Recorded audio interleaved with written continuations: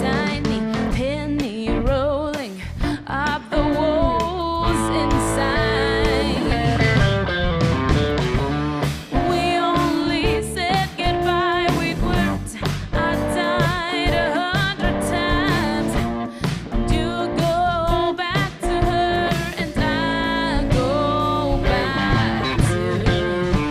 We only said goodbye with words. I died 100 times. You go back to her and I go back to black.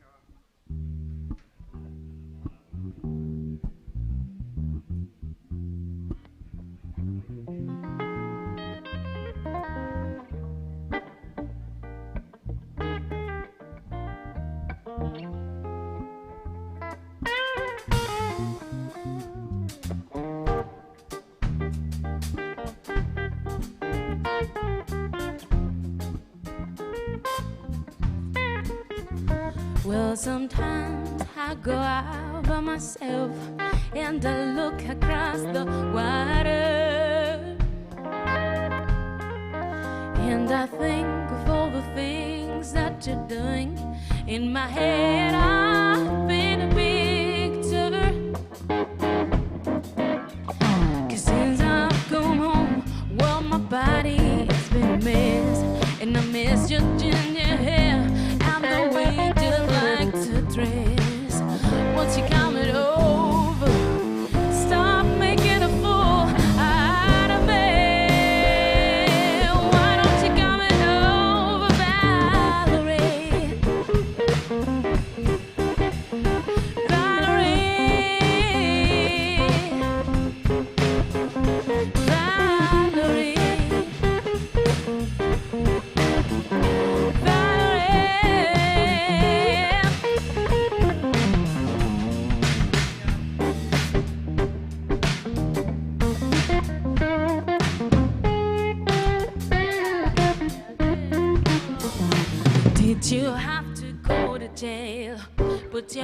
are not for sale. Did you get a good lawyer?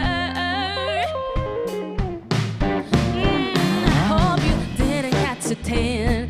Hope you find the right man who'll fix it for you.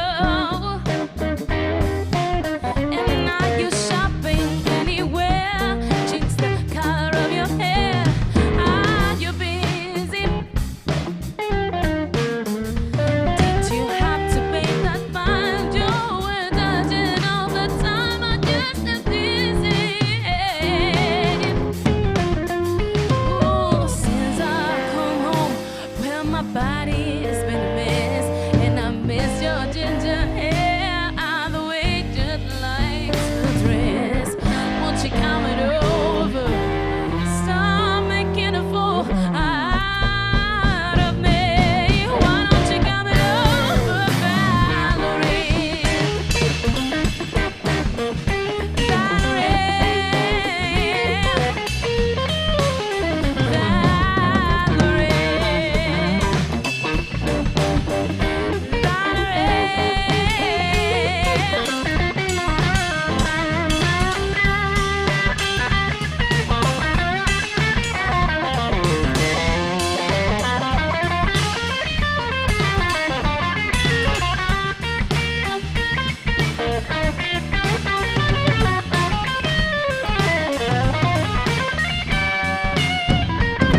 Sometimes I go out by myself and I look across the water, and I think of all the things that you're doing now. In my head, I paint a picture. Since I've gone, well, my body's been a mess, and I miss your ginger hair. I'm the way you like to dress. Won't you come it over? Stop making a fool out of me. Why don't you come it over, Valerie?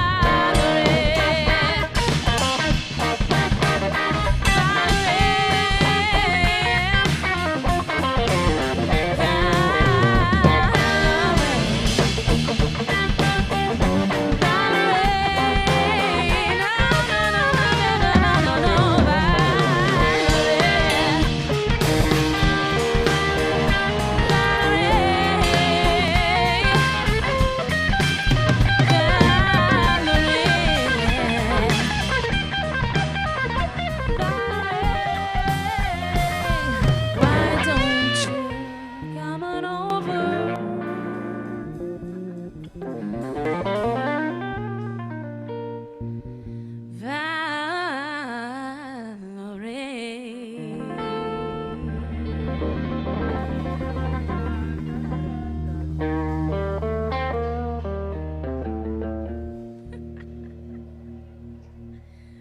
¿Alguien ha desayunado hoy?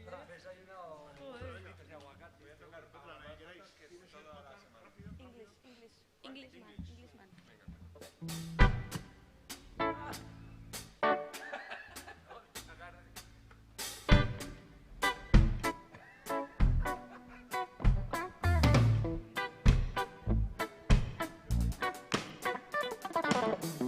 I don't take coffee, I take tea, my dear.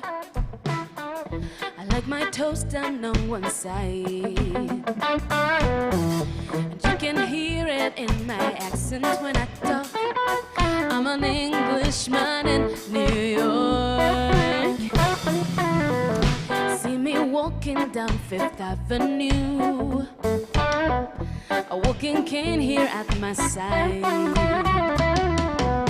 I take it everywhere I walk. I'm an Englishman in New York. Whoa, I'm an alien. I'm a legal alien. I'm an Englishman in New York.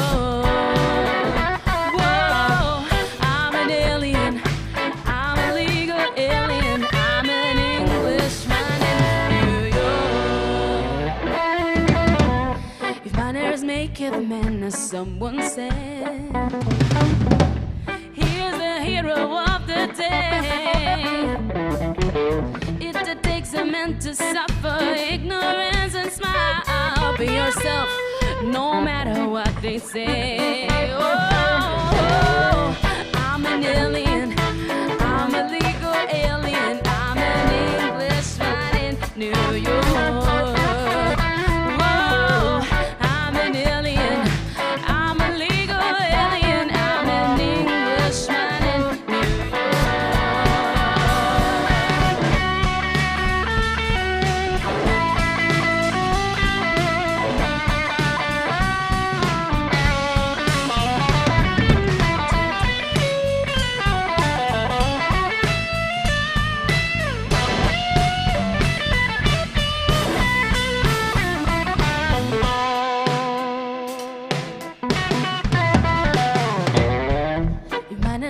The man, as someone said, is the hero of the day. Yeah. It takes a man to suffer ignorance and style. Be yourself, no matter what they say. Oh, I'm an alien. I'm a legal alien. I'm an Englishman in New York.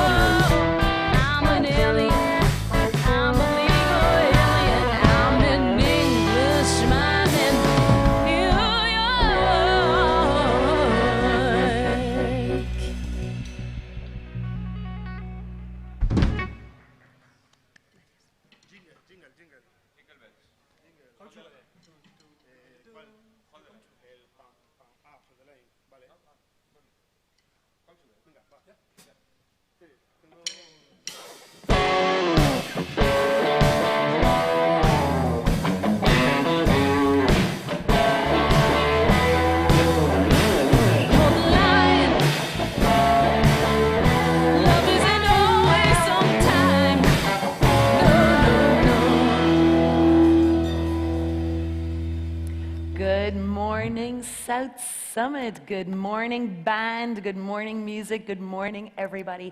Don't be shy. Come on in, grab a seat, maybe bring your coffee, or have your coffee a little later, because our program this morning you are not going to want to miss. Plenty of seats up the front. Please move in and take a seat, because you're not going to want to miss what we have coming up right now. Here we are. It's day 3. We have made it. We have made it. We have a very, very exciting morning here on the arena stage, and finishing with our awards ceremony. From the start of competition, we have 4 winners. I'm not saying anything, but we had the jury looking at all the start of competition last night, and we're really, really excited to announce our winners a little later on today, about 12:30, so you're not going to want to miss it. But before that, our first panel today is a group of individuals who are very, very close to South Summit, because we have 3 of our top finalists back here on stage to give us an update on their companies. These 3 entrepreneurs that we have this morning are incredible individuals. They have built incredible companies that are competing at a global level internationally, leaders in their category, all born at South Summit and born out of Madrid. So it is with great pleasure I get to welcome back to South Summit Alejandra Tarcho, who is the co-founder and CEO of Spotahome, Lupina, who is the founder and CEO of Fintonic, and Guillermo, who is the founder and CEO of BNext, all with our wonderful CEO at Spain Startup, Marta de Castillo. Por favor, a big warm welcome to the group. Let's go, Marta. Thank you for being here, and thank you for looking after our finalistas. Okay, welcome, guys. Welcome to this stage that is your home. Welcome back again.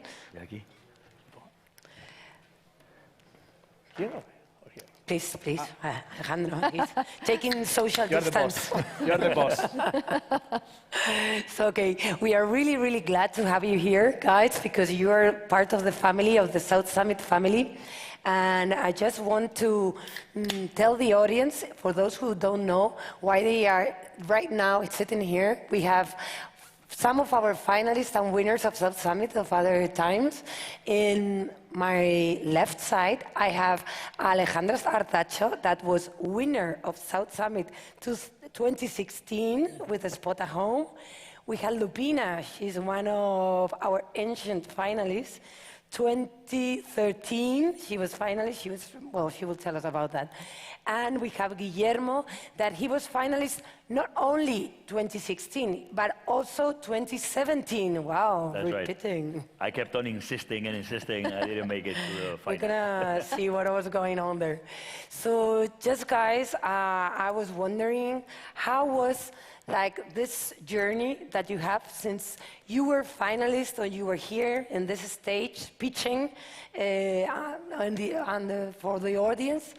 How was that journey? What has changed since you started here, or what were your first steps here in South Summit? What has changed for your different startups and yourselves? Lupina, let's start with you. Well, it has changed everything. The important thing, I believe, is that I have the same passion. Well, I believe much more passion than when I started, and that's really great for being an entrepreneur. When I started, I have the same mission as right now. It was helping improving the people's financial well-being and also their own education, the financial education. But we have grown so much in these years because this is, if you're an entrepreneur, you have to understand this. Our path is a slow path that you have to go and build all the blocks. And it takes time, It takes time to change the habits of the people to make better informed decisions, With their money, it's not so easy to help that way.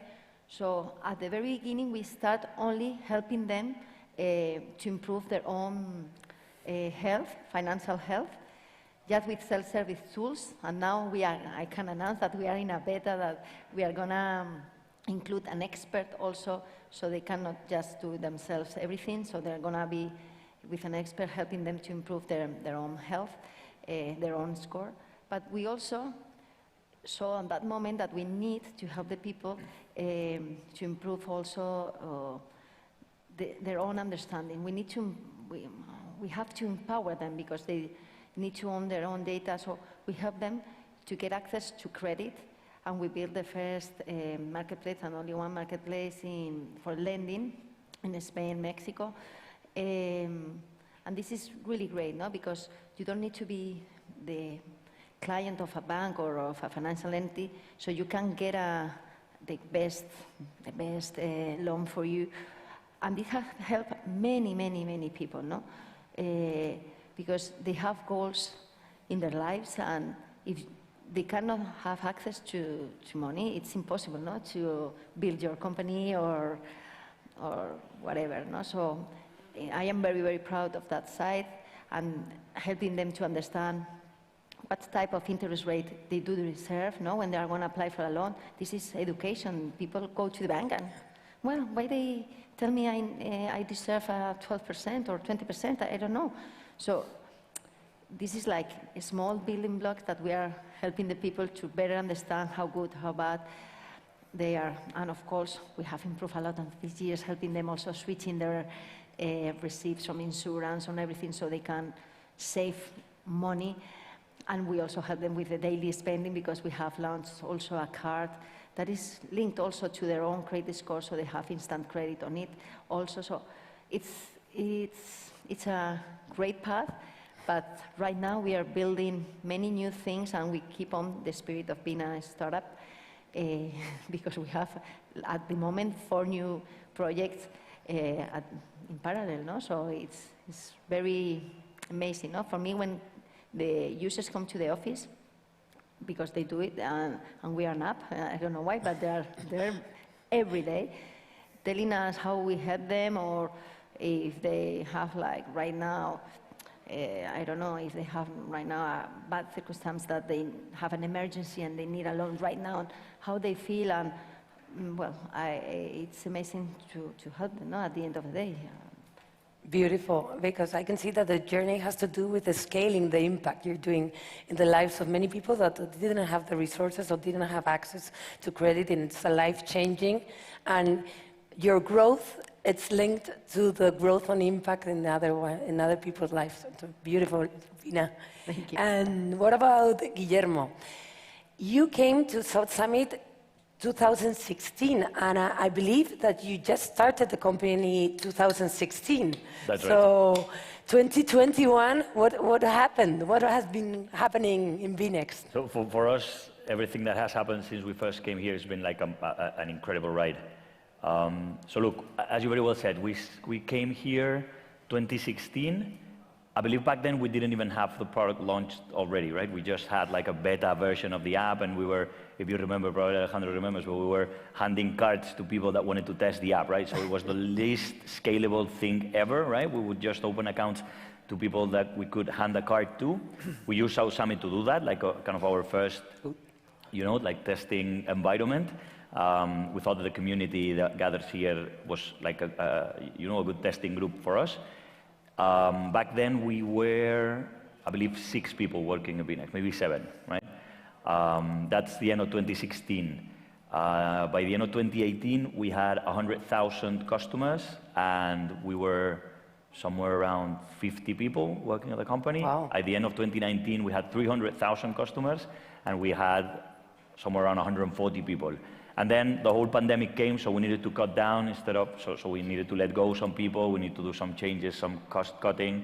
So we went from 140 back to being 70, kind of being a bit more calm, not so hyper growth, regardless of how much it costs. We needed to kind of change a bit of our mindset.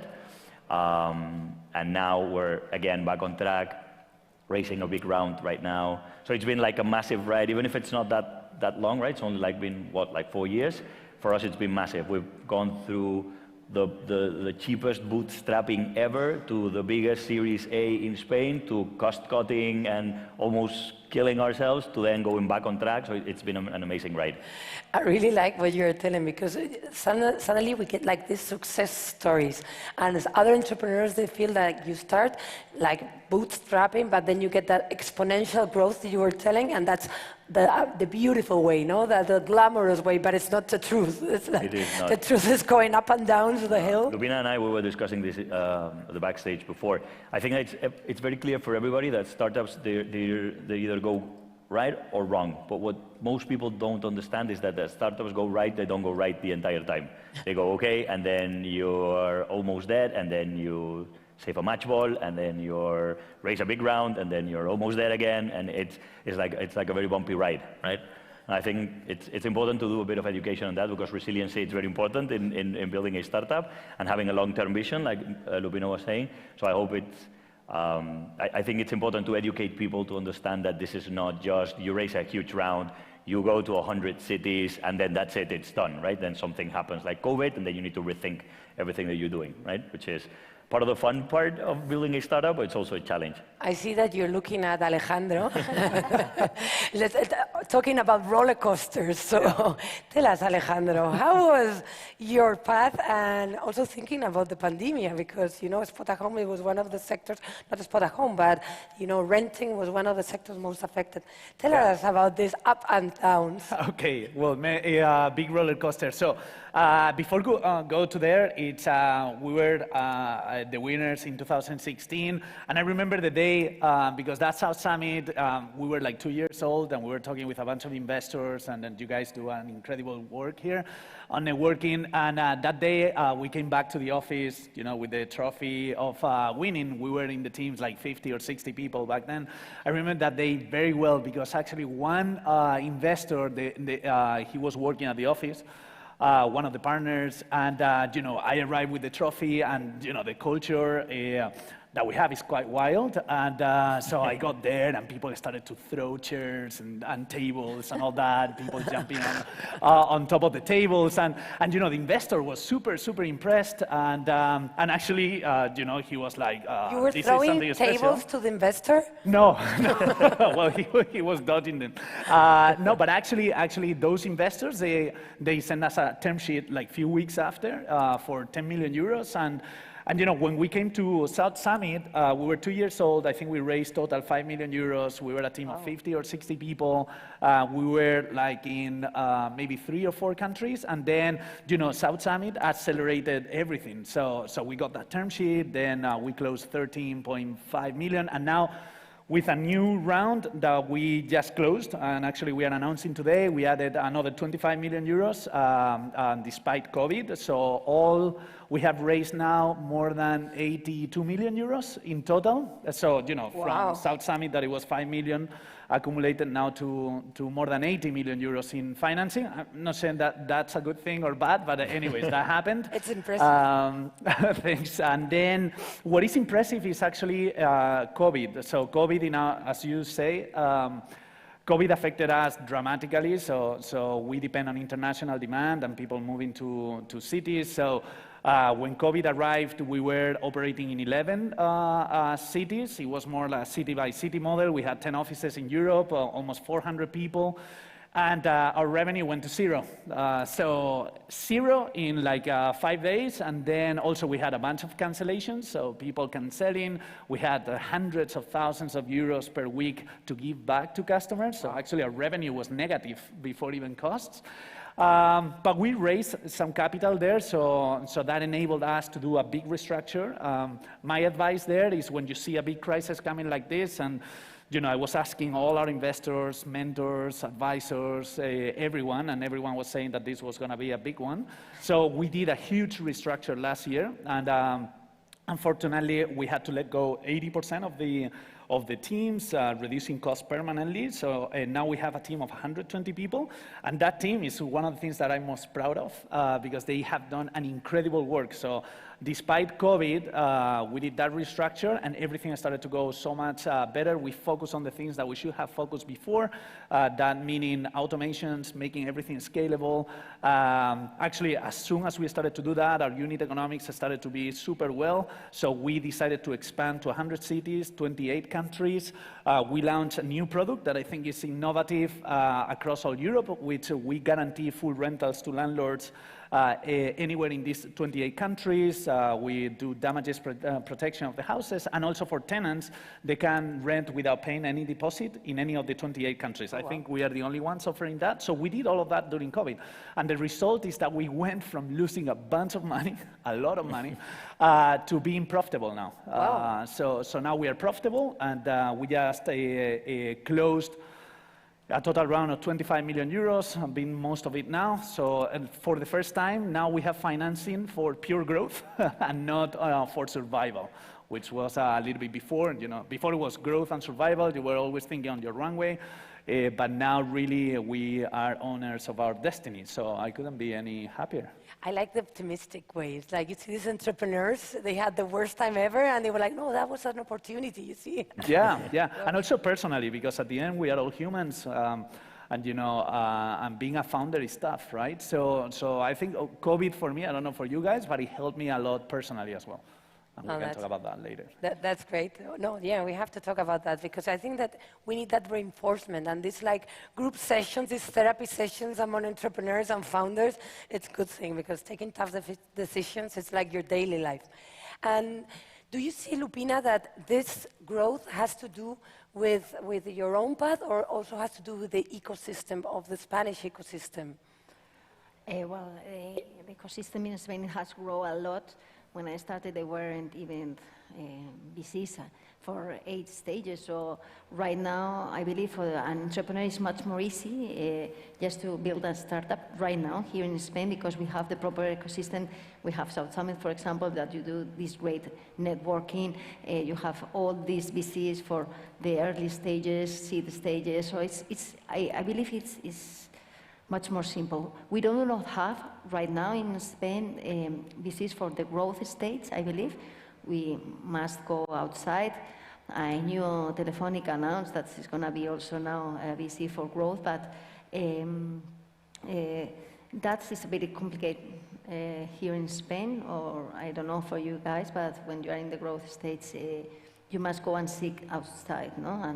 And right now, of course, we are not seeking for money. We are great, but you are an entrepreneur. If you want to grow in the future, of course, I will need it again.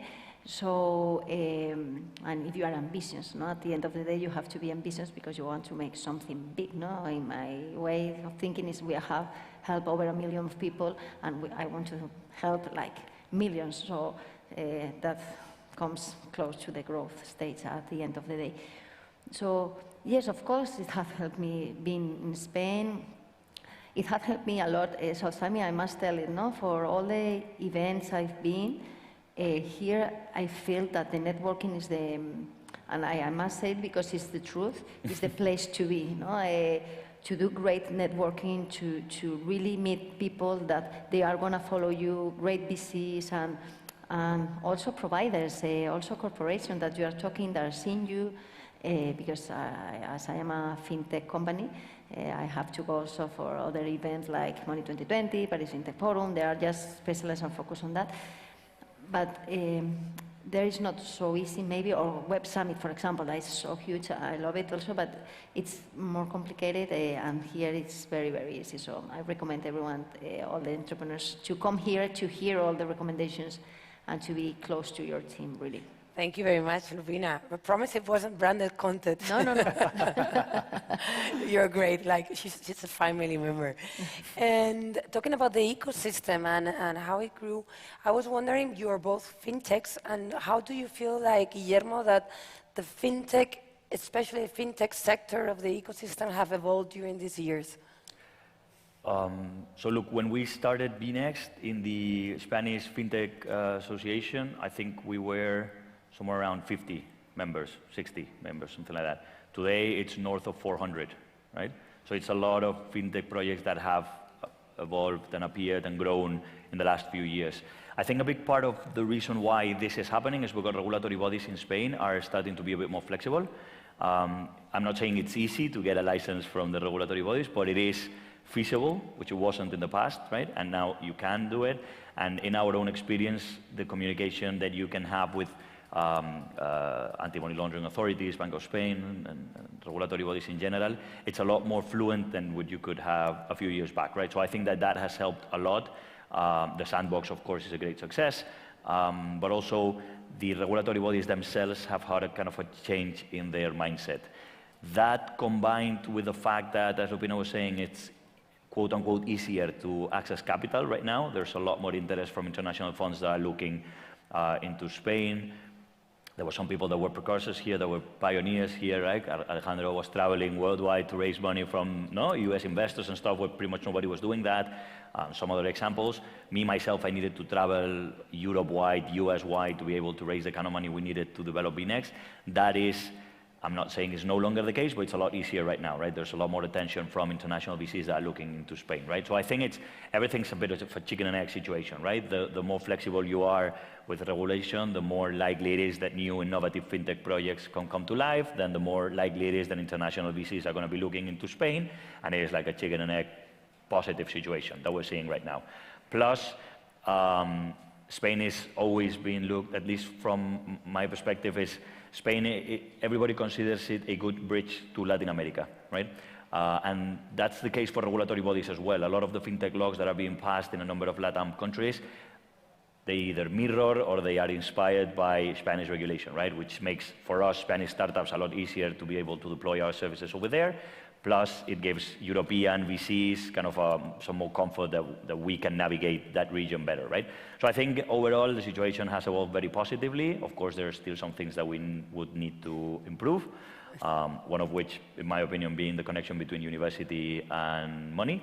I think that that's something that we're still lagging a bit behind. But other than that, I think it's been a massive improvement from when we were starting, which was already okay, right? But it's a lot better now. I like what you say about the chicken and egg, and it's true.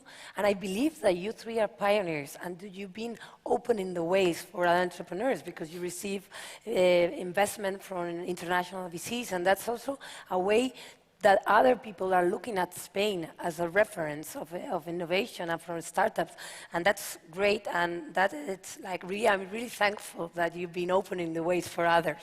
And about you, Alejandro, because you told that it was 89 million you've been invested, 89? 82 million euros. 82 million euros, and you had what what Guillermo was saying, that at the beginning it was more like Spanish VCs, but now they are open to international. How is your mixture? Because I know that you have like All Iron Ventures or Seaya, which are one of the main from Spain, but you also have like from Silicon Valley Investments and other places. Right. In 2000, we always had international investors because since our very first round in 2015, I was going to London and talking with the Everybody. people that I could, everybody with a backpack and going around. But in 2018, we closed our Series B, and it was led by Kleiner Perkins, that, as you know, is the oldest VC, is the first VC in the world in terms of, but is one of the top in the world in terms of returns on investment. So they led our Series B, and it was the first time ever that they invested in Spain. Actually, I think it was the first time ever that a top tier one Silicon Valley VC invested in a Spanish-based startup here, so I'm very proud of that because then, you know, more Silicon Valley VCs have invested in Spanish startups, so I'm very happy for that. No, it's amazing, and it's a good example for all of us. And talking about examples, I was wondering, now looking back, what would be the piece of advice that you will tell our 100 finalists of this edition or others, personally and professionally? I want to start with you, Arnacho. Okay, to finalists, well, advice, one advice or a few quickly? Quickly. All right, so I think you know, one of the biggest learnings when you are in the long term is that this is a marathon. So a mistake that I made is that I was taking this thing as a sprint, and then at the end we are all humans. We have a body, we have a certain level of energy. So you got to take care of yourself and invest on yourself first. I learned that in COVID times, but up until COVID, I was doing a very bad job on that. And if you are healthy, you are good, and the company is going to go much better. And then I would say the second, probably on our experience, is go as fast as you can, but then try to fix the things that are going to make you scalable in the future the first, which are the hardest things to do, and usually the most boring things to do. But if you don't, then at the scale and volume, all the problems are going to be so much bigger, right? And then my third and last is do networking a lot. And you never know, you know, sometimes maybe you don't want to go to an event, or you don't want to meet someone, or you have things to do. And this is a people business. And I think your job as the founder and the CEO is to build relationships and work on those relationships. And that opened a lot of doors for us. And you never know. Sometimes you go to somewhere, meet someone, and that person opens the next door. And it's about connecting the dots, right? As Steve Jobs was saying. So it's completely true. And he's walking the talk, because we make him come here at 9 a.m. just for networking. Yes, exactly. Yeah. Thank you for that. I'm going to go for Guillermo, and I want to end up with Lupina. So for me, for finalists here that I believe that is still kind of in an early stage, rather than probably trying to raise their first kind of big round, seed round, pre-Series A, the way I would approach it is try to have a plan, right? So when startups come talk to me, they've got a new project, and they tell me, no, so I want to raise €500,000 or 1.5 or whatever the amount is, and what I'm going to do is hire a team and invest in Facebook ads. That's not a plan, right?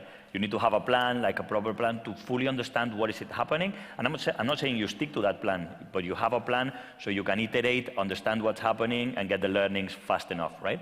So having a detailed plan is a good idea, in my opinion. And it's also a good idea for fundraising, because if you go talk to a VC and you tell them, this is what I'm doing, and then you go a couple of months afterwards and say, this is what I was going to do, this didn't play out the way I was expecting, this did, this is my learnings. VCs understand that if they give you money, you've got a plan to deploy that money, right? You're not just going to improvise, no? So I'd say have a plan, work on a plan as detailed as possible, understanding that that plan is most likely to be wrong, but just have it in paper. And ask for advice, like Alejandro was saying. You are probably not the smartest guy in the room. There's people that have gone through your same problems in your same situation before. So ask for advice. Be humble enough to ask people and to tell people that you are in trouble, that you don't know how to solve a situation, and you need help. And it's not that easy. It's easier said than done. But when you do it and you ask for advice and you get the proper advice, it's super valuable. And then I very much agree with what Alejandro was saying. You need to be healthy and stay focused on what you're doing, right? This is not a sprint, this is a marathon. You need to take care of yourself as well. So fast and meditate is a good idea, in my opinion. Talking about Vice, I would say our 100 finalists that we have very good mentors here, and that they should connect them. And Lupina, what about you? What are your wise words? You need to have a clear unit economics or really clear business model behind. It's impossible to make a great startup or if you don't have this clear, okay? Because that was from the past. No, the Facebook, growth. No. Please bear in mind a business model. It's very important, and more in these days. Also, for me, it's very important, the team, but you have to have a great team because the idea is never important. No? Everyone has maybe in Asia and whatever, your idea is not going to be so important. It's the way you implement it. And so your team has to be really focused to solve a problem. They have to work in a squad. They need to have this methodology, great methodology, just focus on one thing, but solve that thing. If not, you're going to get lost in this jungle and you're not going to be able to escape, no? Because if you want to be here, this is like a domino. You have to first start with the first piece. And so focus, please, in the one thing that is important for you. Because if not, it's going to be really, really difficult, I believe. And also, that's my last one, you have to have great partners. Ocosillos, I start with Sergio, my co-founder. Well, we've been working since 2002 or something like that, or like a long way. Because you're going to have bumps and downs, and for example, we knew that we didn't want it like, we are going to build this in 2 years or 5, we are going to say, no, we want to make a huge project, we want to change the life of many people and help them at the end of the day, and this takes time. So, like to build a marketplace, you need huge amount of users, and you need to make the banks believe in you. And at the very beginning, when I was talking with the CEOs of different banks, saying, no, that's impossible. I told them, no, you're going to be provider. You need to be provider. You cannot do everything. We are the transparent one. We are always aligned with the users, and you always want to push your own product. No?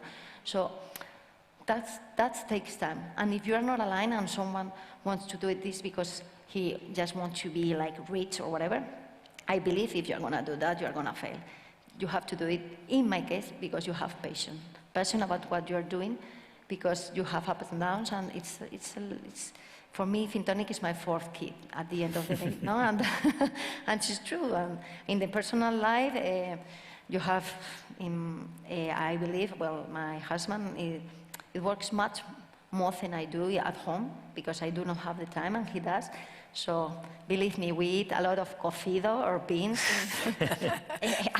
because he decides, and say, oh my God, where is the side? No, but he needs to be with you, no? He needs to believe on your project, because if not, this is not gonna work. No.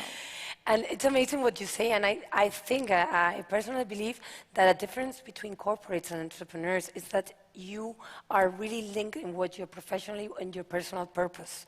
And that's saying that it's your 4th kid. It's like, I think it's something that I strongly see in all of you. Mm-hmm. And I was wondering, now that we are here and under the claim of South Summit, Shape the Future, and what is the future you are building right now from your companies and from your personal day-by-day investment, leaving behind some other personal things? What is the future you are trying to build?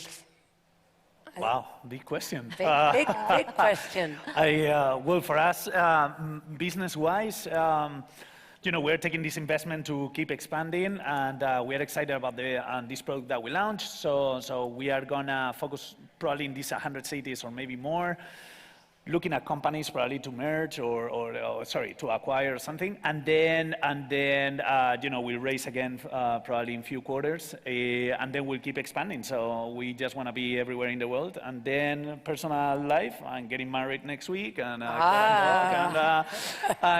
building a family. So thanks. So yeah, no, just enjoying, living also the present moment.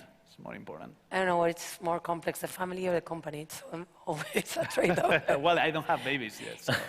It looks like a promising future. Yes. And Lupina, which is that change you want to make the world? Well, this is a huge question, no? But it's true. I want to keep on working, helping these people that is underserved by their own banks. Bear in mind that 2 out of 3 people don't understand credit. They don't understand what they do deserve. They don't make it at the end of the month. No, they are in overdrafts, and they don't know how to manage their finance because they are in a normally really bad position. So I really try to help them, and here is one of my colleagues here.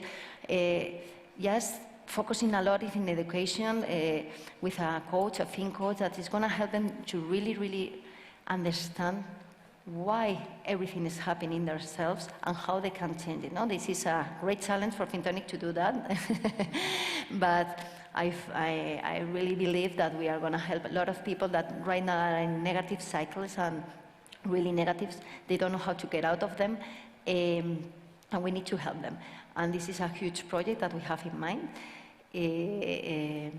And well, this is my great mission, no? At the end of the day, and we have all the team really focused in this mission because they really want to change the world, and that's great, no? To have a team that goes with you trying to do that mission.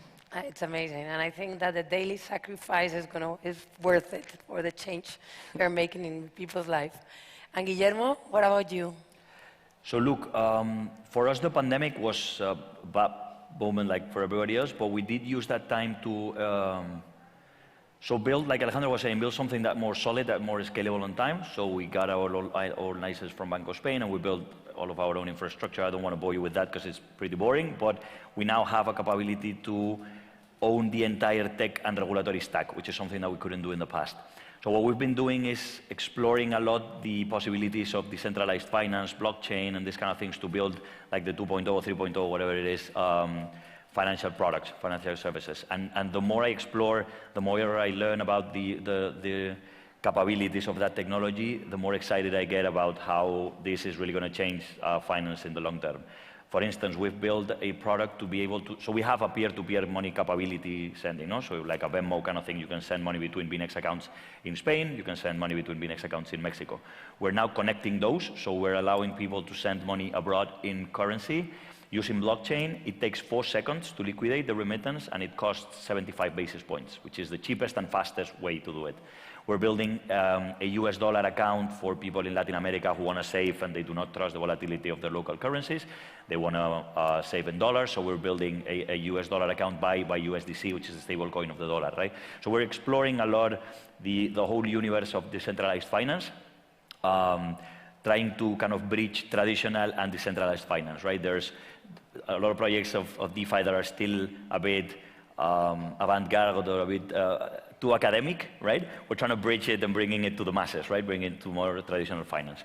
And personally, I'm getting married as well next year. So wow. Building a family myself. Sorry, ladies and guys.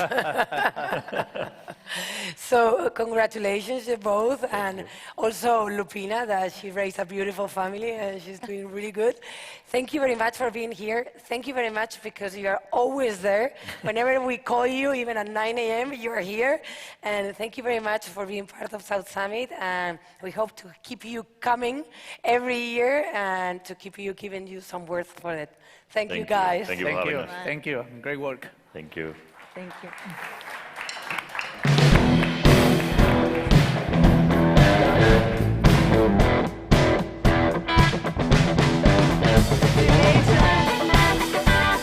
Another one bites the dust. Another one bites the dust.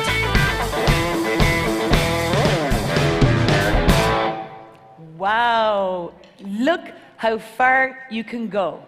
Starting at South Summit, those 2 of the guys, they didn't even win the startup competition. They were just part of the finalists, and look how far they have gone. It is incredible, and it is super, super exciting. So thank you so much, guys, for being back at South Summit this morning with us to share your story. Now, we're going to shift gear again. As you all know, this year's South Summit is gone green. We have gone locos for green and the transition to the green economy. It is an incredible task. We are facing the challenge of our lifetime, of our generation, of every generation, if we don't do this right. And here is the place to start taking action. We are creating conversations and spaces to treat these topics with the seriousness that they deserve, but we're also giving everybody the platform and the community to make it happen.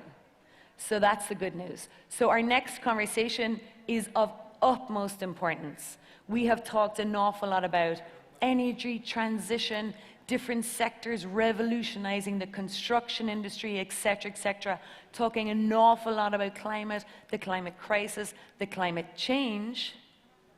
But what about biodiversity?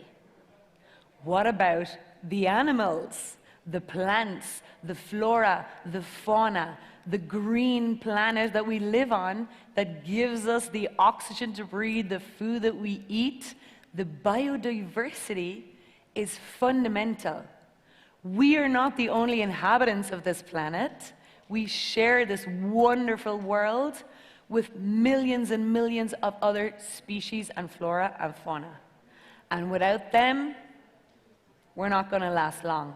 So this is the first time at South Summit that we're having the conversation around biodiversity, which is a really, really important conversation to have. And we are so honored this morning to have our dear, dear friend of South Summit, Maria Eugenia Giron, who is the Vice President of Oceana in Europe, who are tasked with protecting the oceans and protecting the life and the livelihood of the ecosystems within the oceans. And also, we are so privileged to have connecting live from Milan, Marco Lambertini, who is the General Director, CEO of WWF International, who for 60 years already have been protecting global wildlife. We're going to start with an intro video that's going to show you just how important this issue is, and then we'll be able to welcome Maria Eugenia on stage and Marco connecting live. So please, let's go to the video and let's see the challenge we have in front of us.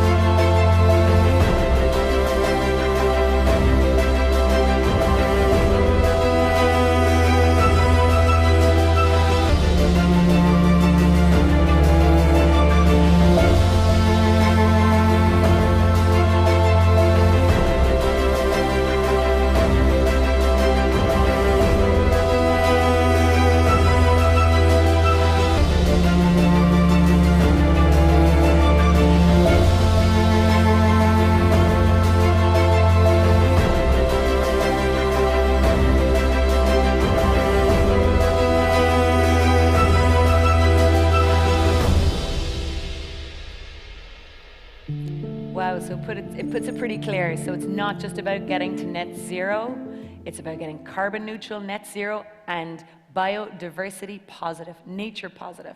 But there are ways, and there are technologies, and there are intelligence creativities, and we're going to discuss the depth of this issue and also some of the solutions on the table. And please join me in giving a very, very warm welcome to the stage, Maria Eugenia Giron, friend of South Summit and Vice President of Oceana.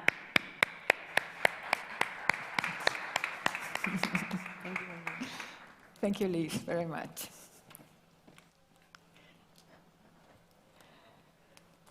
Good morning, everyone. Marco, good morning. Such a pleasure to have this opportunity to talk to you. the first thing I want to do is to thank South Summit for making this possible. Thank you very much, Maria Eugenia, and good morning to everyone. Really, really a pleasure to be here with you. But you know, we have quite a bit of a challenge. In 20 minutes, sharing with all of these people what are the challenges and the opportunities. We are in such a perfect storm, this combination of climate change, biodiversity loss, ocean depletion, growing inequality, so many things going on at the same time that we'll need to focus. And this is why I would invite you that we start focusing this conversation on biodiversity loss, also because some other panels and some other speakers are going to go very deep into the net zero and climate change.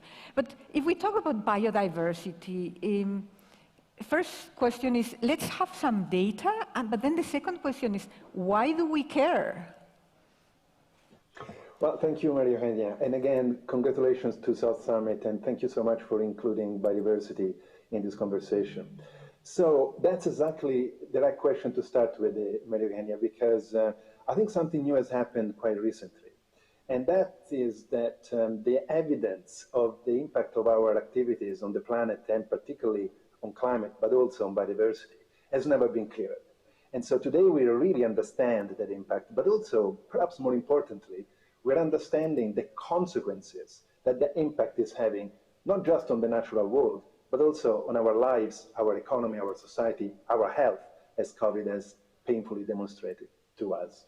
So the figures are actually quite dramatic. We're talking about 1 million species threatened with extinction.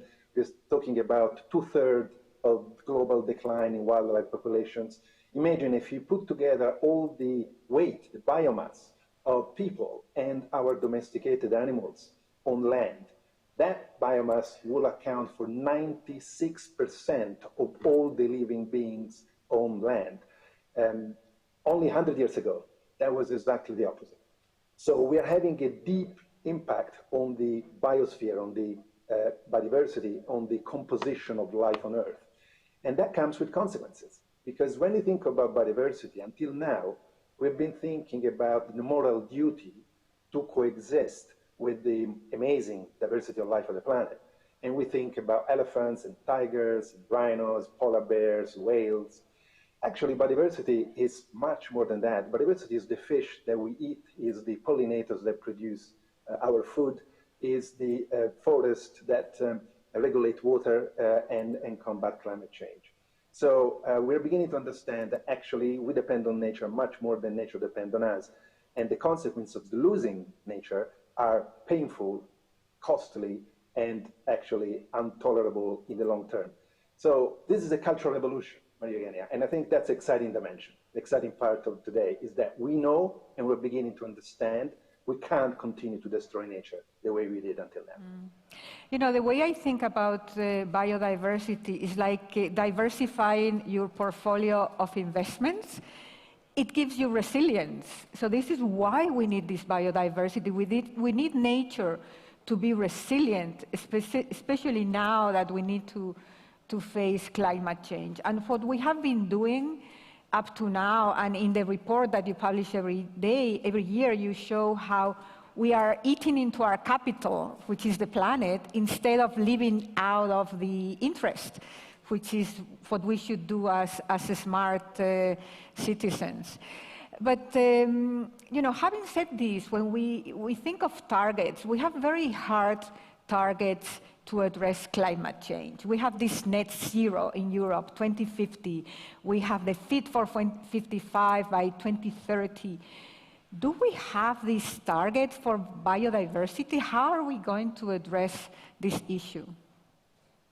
That's a super important point. And in fact, this is exactly what we are working on right now. And I'm talking about not just WWF, but the whole environmental movement and the business and also governments as well, because we're discussing exactly the idea of creating a global goal and the global set of targets for nature and to be agreed next year at the convention of the UN in China, Kunming, as we did for climate. the South Summit is a convention, is a summit, is a forum on innovation. And think about the disruption that the global goal for climate, the 1.5 degree and the net zero goal, the disruption that it created in the energy sector by sending a clear message to the market, to the business, to the consumers, that business as usual, based on fossil fuel, was not an option anymore. We had to shift. That disruption has helped create new technologies, new approaches, new financing, and that's happening. We can say for sure we're not moving fast enough, but we are moving towards a renewable energy-based society. Now, we need to see the same happening vis-a-vis biodiversity. We need a global goal for nature that is as disruptive vis-a-vis other economic sectors that are driving nature loss.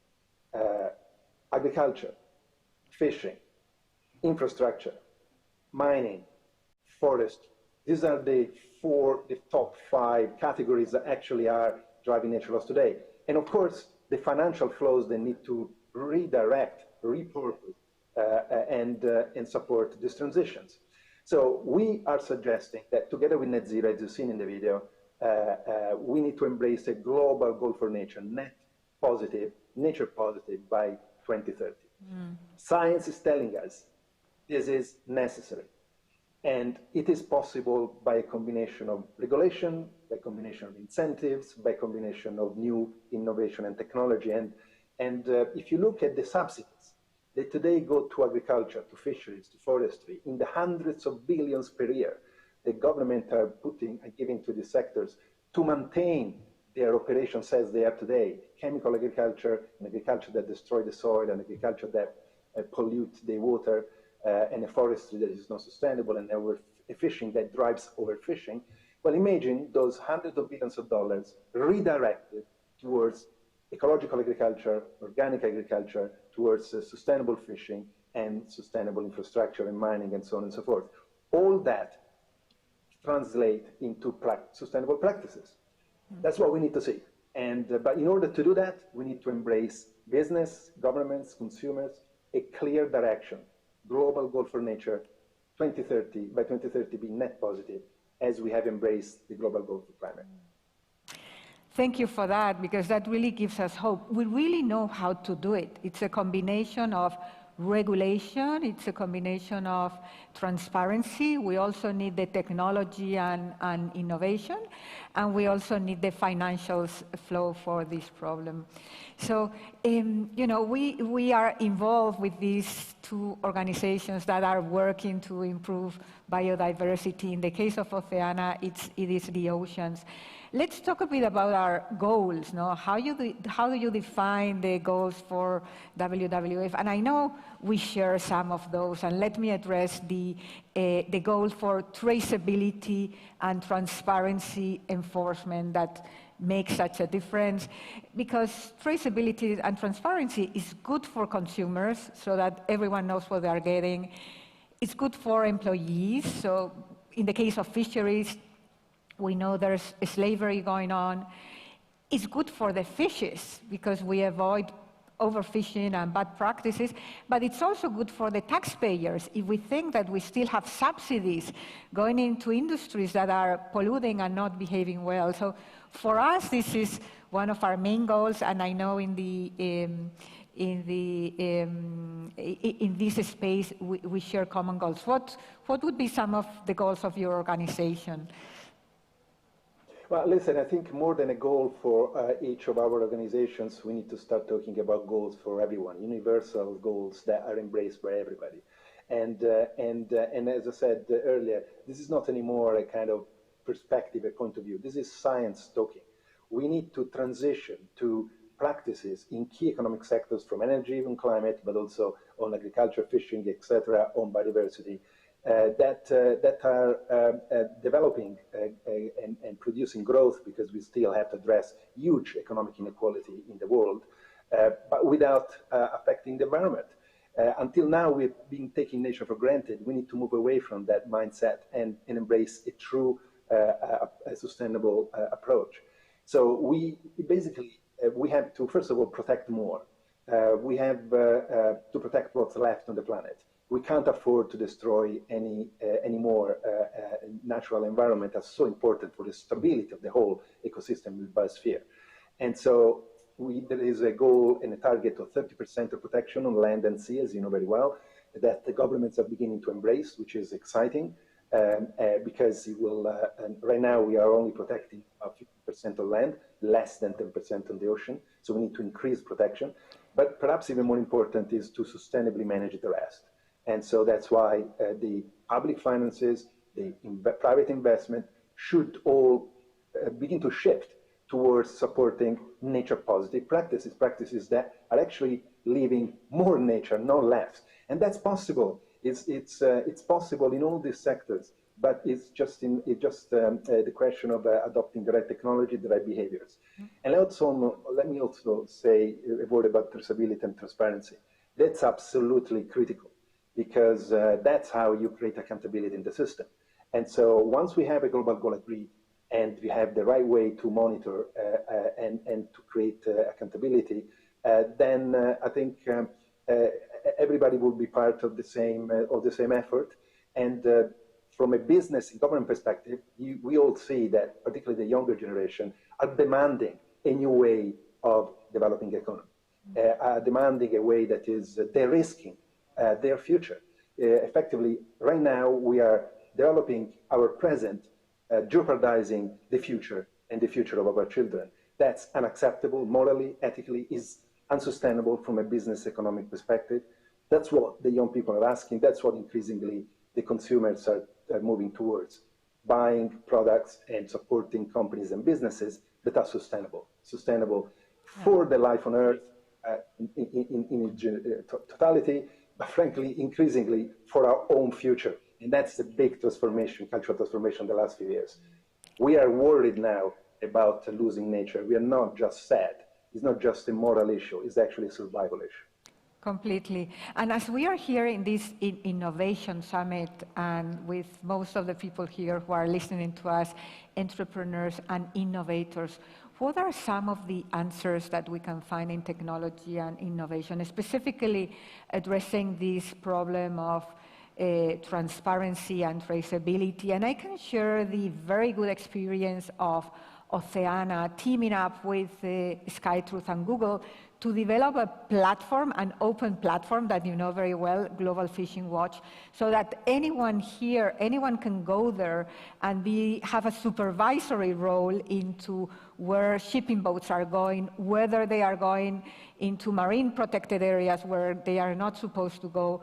And this ability to monitor and enforce legislation is thanks to innovation. And there are very many opportunities for for the people with us here today to help us achieve this traceability and transparency.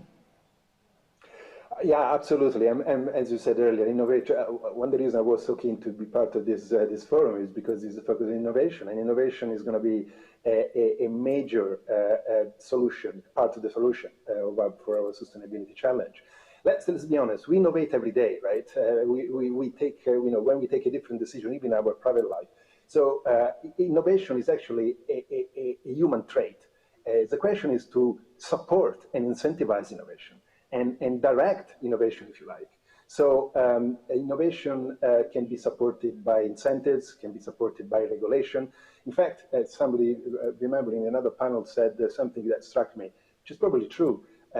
When regulation comes in, that basically give a push to the old business model, then opens the door to innovation. And so, in a way, there is a strong role of regulation to support new directions. Mm-hmm. And again, the example of renewable energy is a classic one. But I have in WWF the same experience like you have, Maria Eugenia, about working with so many startups and companies that actually, whatever they do, they are beginning to have, there is a constant element now in the innovation kind of the world. The desire to produce new ideas, to have new business models, but also to be more sustainable and contribute to society and to our future. And that's brilliant. Whether it is new polymers coming from seaweeds that will replace oil-based plastic, or whether it is, you know, a blockchain. I heard it before, blockchain that could actually trace commodities, fish from the boat down to the supermarkets or other commodities. All that innovation is going to be fundamental to contribute to a sustainable agenda. Thank you for mentioning plastics. We should not forget that all of this plastic going into the ocean, is going into the fish, is going into our stomachs. And with the development of e-commerce, we need to be out there, you know, asking all of these e-commerce to give us the option as consumers to not to have plastic, to have plastic-free options. But of course, innovation in this field to develop packaging that performs but can substitute plastic is something that we need very badly and very urgently. Totally, and again, let me go back to the importance also of having a global goal and a regulation that help us drive towards that global goal. There is now a discussion which is going to start in February, very important, about actually adopting a global treaty on plastic pollution, a treaty that will actually set targets for reduction because we are using too much plastic, for increasing recycling through design of products and through infrastructure, because we are just recycling less than 10% globally, which is unacceptable, and also to invest in new alternatives. That's really, I think, the future more than anything else. We got to move away from fossil fuel plastic. And let's remember, plastic is not just going into the ocean and choking rivers and affecting all life on Earth. Is actually also generating a lot of CO2 in the process of being produced, and is still keeping alive the fossil fuel industry. $400 billion plans for $400 billion investments are right now being discussed by the big oil and the petrochemical sector in new plastic infrastructure and production structures. So, I mean, you know, that can be the future. We have to move to new alternatives, and that's where innovation can really help, but needs to be supported by incentives, by regulation, by a global direction, clear direction, where we all embrace. Totally. We need to close the faucet here. We have a few seconds now to finish, and I think maybe a good message, as we are also, or probably the people listening to us already, climate change is something that it's understood, that they get to understand the relationship between climate change and the loss of biodiversity, how having biodiversity is part of the solution, how we need forests, how we need healthy oceans to absorb CO2, and also how climate change and the increase in temperatures is contributing to this loss of biodiversity. Well, absolutely, and so we call it the twin challenge: climate change and nature loss. On climate change, you know, we're taking climate for granted. We're taking nature for granted. Now we need to stop doing that. On climate change, the impact is more visible because we feel it. It's hot. It's wet. Floods, destruction, wind. So, you know, climate change, we really feel it, and so the awareness about the impact of climate change is much higher until now. But we're beginning to understand that if you lose the fishes in the water, if you lose the fishes in our rivers, if we destroy forests, we are going to lose, it is as dangerous as climate change. And there is no way we can address climate change without protecting forests, without protecting the ocean. As you say, 50% of the heat generated, the global warming has been absorbed until now by the ocean. That won't go ahead. This has been a major mitigation contribution of the ocean. Forests, they are storing billions of tons of carbon, and we're burning them and releasing that in the atmosphere on top of our own industrial, house, and transport emissions. So protecting nature actually accounts for, at least science is telling us, for at least 30% of the solution to climate change. And by protecting nature, we contribute both to climate change and also to water security, food security, and to the stability of the ecosystem that our society depend on. So it's tough, I have to say. You know, if you look at the figures, all the indicators of the health of the planet are still going in the wrong direction. There are a few cases where we're beginning to bend the curve of nature loss. But the great thing is that now we know what the problem is. We understand where we need to get to. And so we need to focus on the transition, on the pathway to a sustainable future. And I have to say, I was a member of the WWF when I was 12 years old, and I've never been more excited and in a funny way optimistic than today, exactly because of this big awareness that is growing, and we're beginning to see response to follow as well. But we count on all the innovators in this room and in this forum to contribute to that agenda too. We need them engaged. Thank you very much. We are coming to the end of our conversation. It's good that we could have this virtual conversation and that we didn't have to contribute to CO2 emissions by going anywhere. And thank you very much. It was a real pleasure, and I hope we have left some key ideas with the people listening to us and more ready to understand how, by saving nature, we are saving ourselves. Thank you very much. Thank you for having me. Thank you, Eugenia. Very, very nice to meet you. Thank you.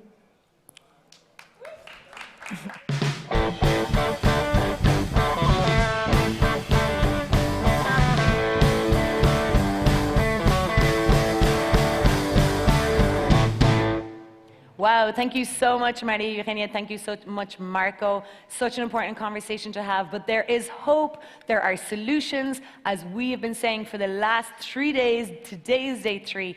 We have the intelligence, the creativity, the tools, the innovation, the disruption to solve all of our problems. We have it within our reach. We just got to get it into action and get it done. And you can start right here at South Summit with the South Summit community. So continuing the conversation of sustainability, the next panel is super, super exciting. And again, they are looking at solutions. We are so privileged today to have with us our partner in crime, our co-organizer at South Summit, IE University, and with us this morning is their head of sustainability, Isabella de Alcázar, and she's going to tell us in some detail the different types of programs and initiatives that they have put into action at IE University and the Business School, of course, as well.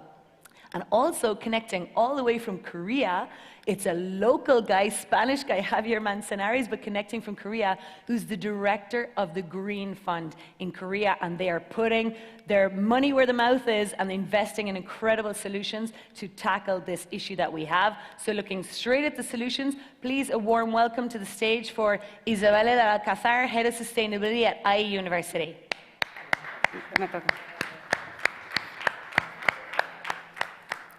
Thank you, Isabella. Hello. Okay, thank you. Okay, here's Javier.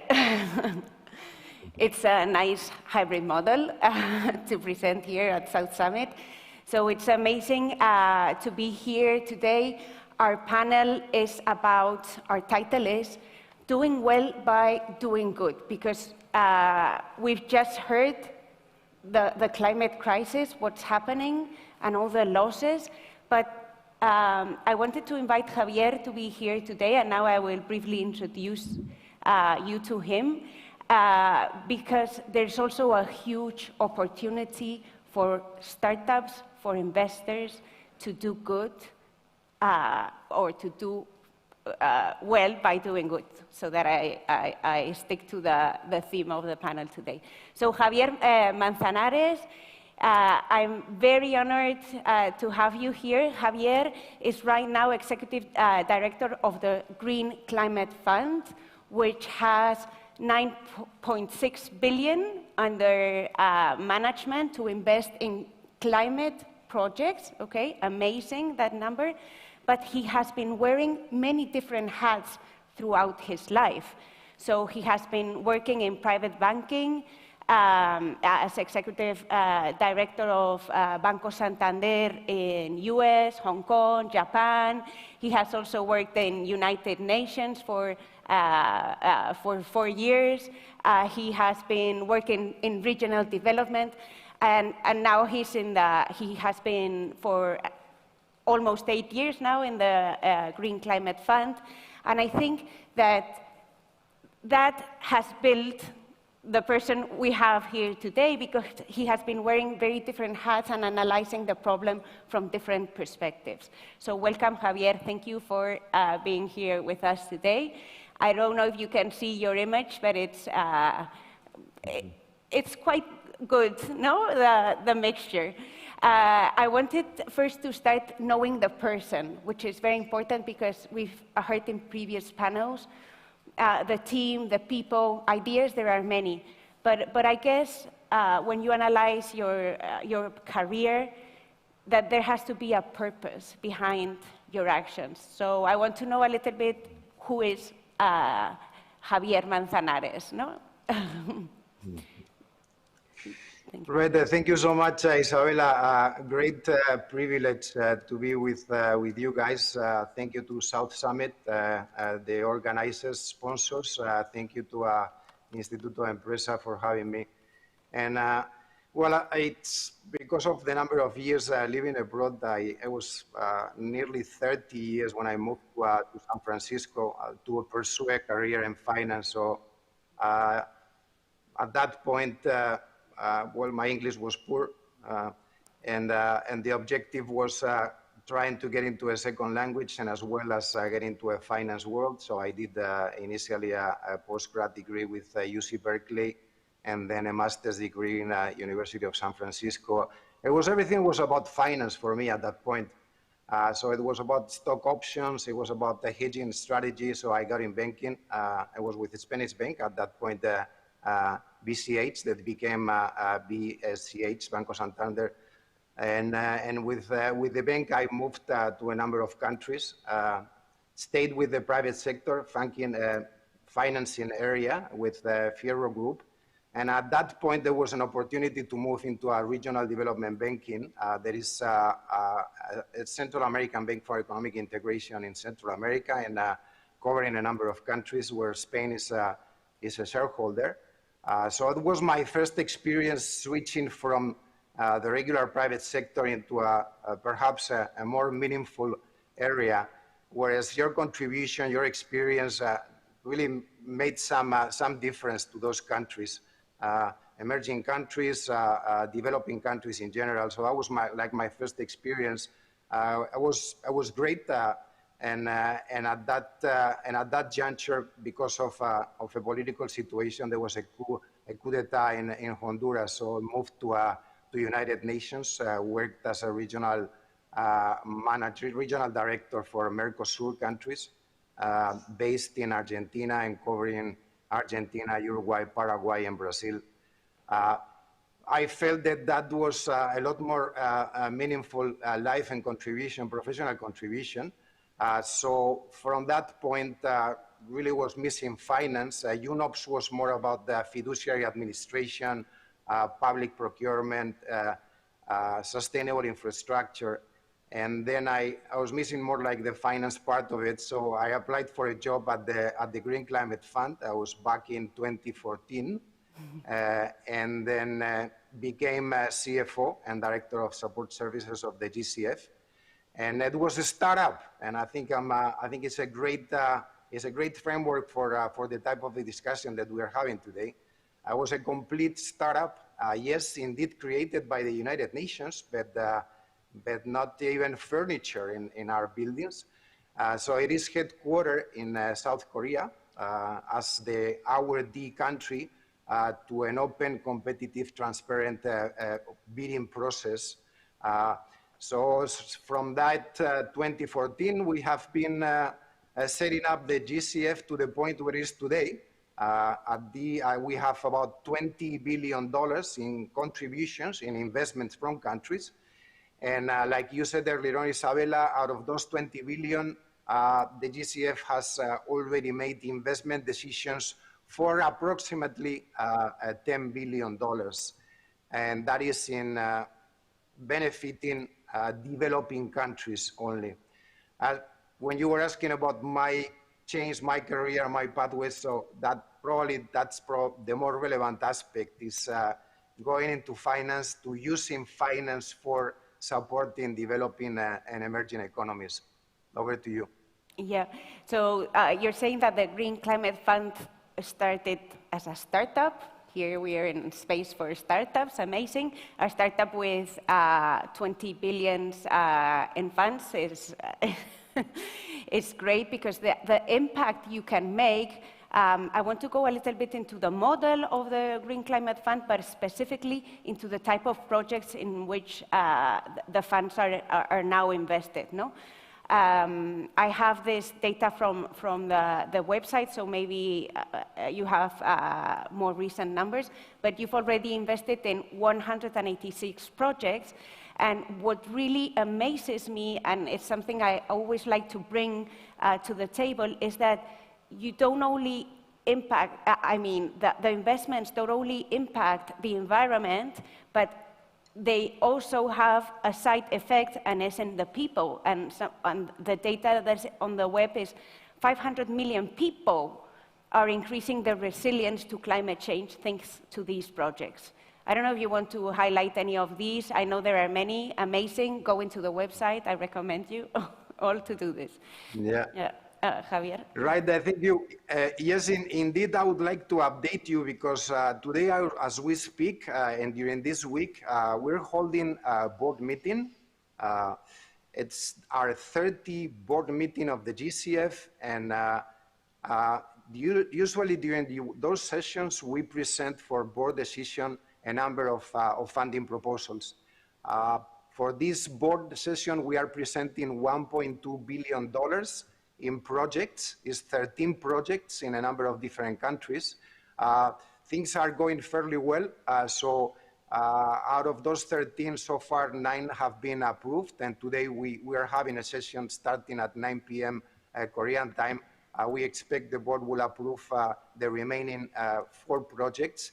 That will bring us up to $10 billion, and it would be 190 projects approved around the world.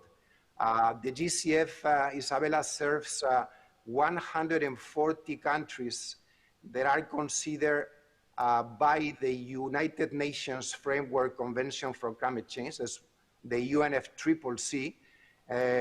You can see them listed. They are called non-Annex 1 countries. So that's where our investments, our interventions are for.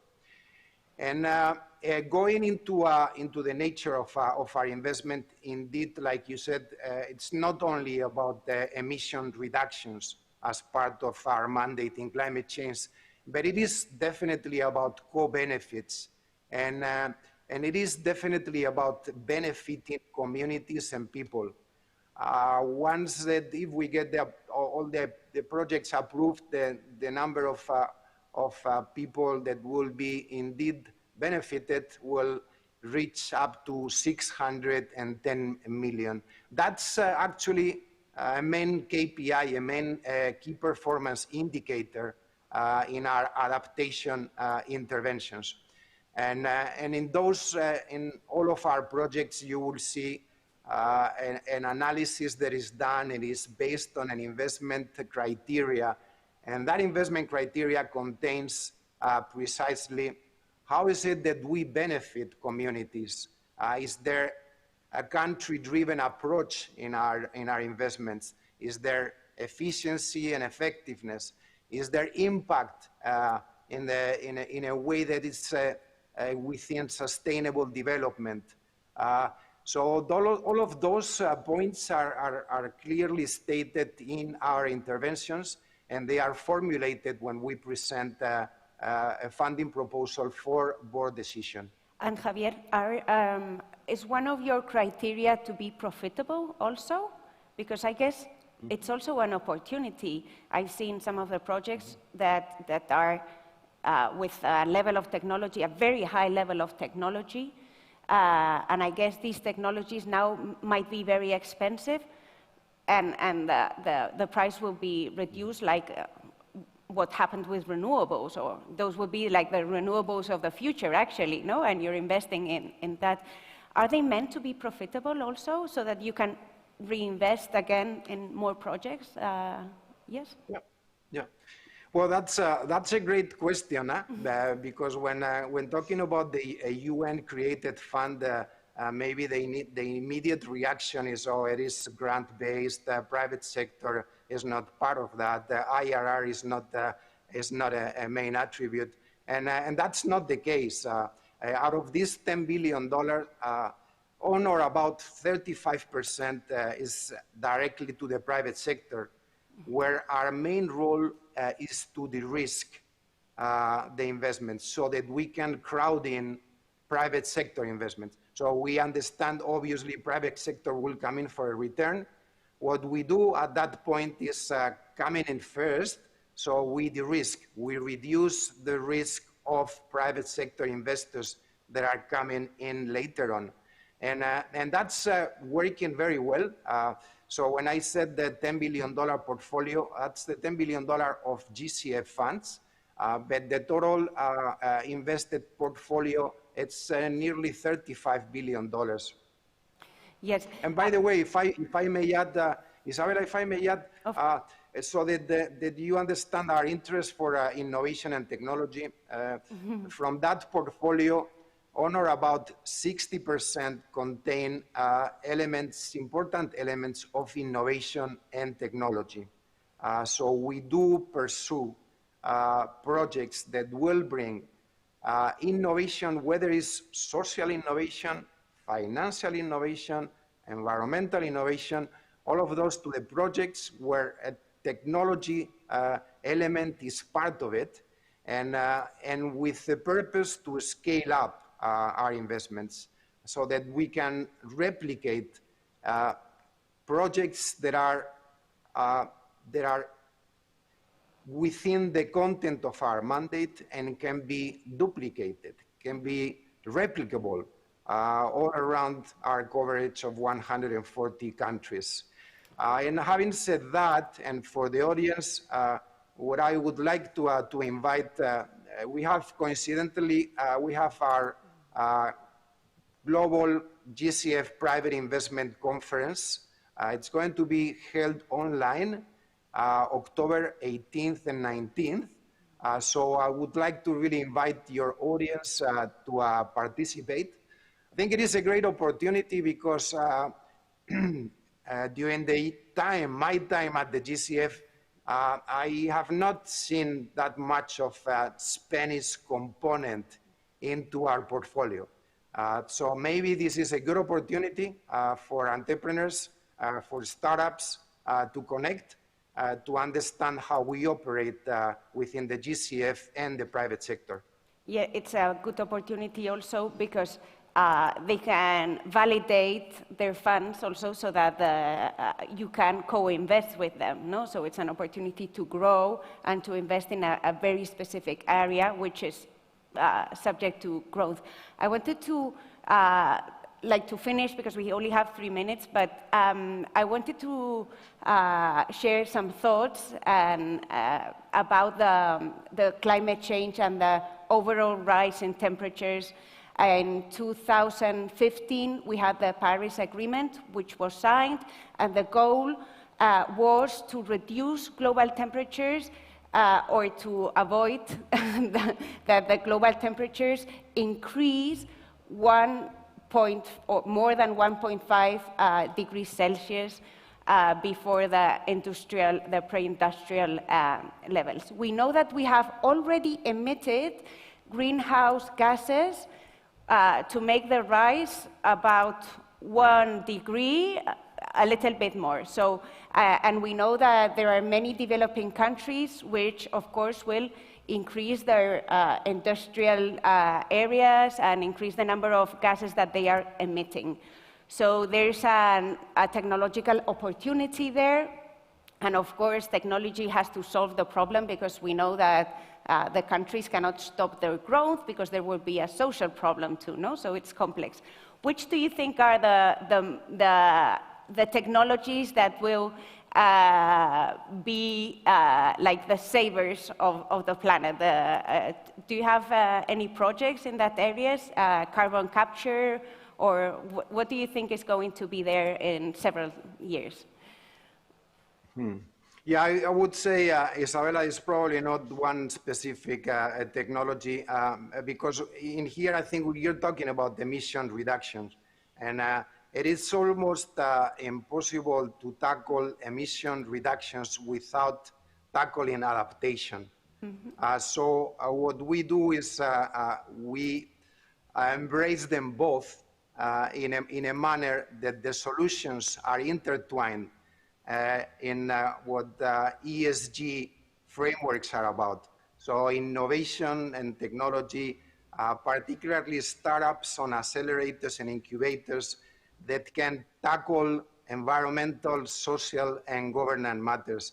So you can go, definitely the easy answer is energy, because if we are to address the main pillars of emission, you just go into manufacturing, you go into energy, whether it's generation, whether it's distributed energy, renewable. So you do those elements. But my message to you is that we want to pursue them all together within, whether it's resilient infrastructure on one side, towards early warning system for adaptation, climate information. And the challenge is, and for the audience when going into startups, I think the challenge is not so much on the mitigation. There will be funds. There is financing out there. I think the challenge is how to make climate technology breakthrough investments in adaptation that do generate a flow of funds that create, at the end of the day, bankable projects and investments. And for that, and with that I'll finish if you allow me, for that we are presenting to our board early next year a request for proposal. It's a bidding process. It's a window with an envelope hopefully of around $150 million for startups. Startups on what we call hubs for acceleration and incubation of startups, brand new breakthrough technology. So we want many Spanish startups to be there. So thank you Indeed. very much. Thank you very much for being here today, and thanks to all for being here in South Summit. Thank you, Javier. Thank you. See you. Thank you for having me. Ciao.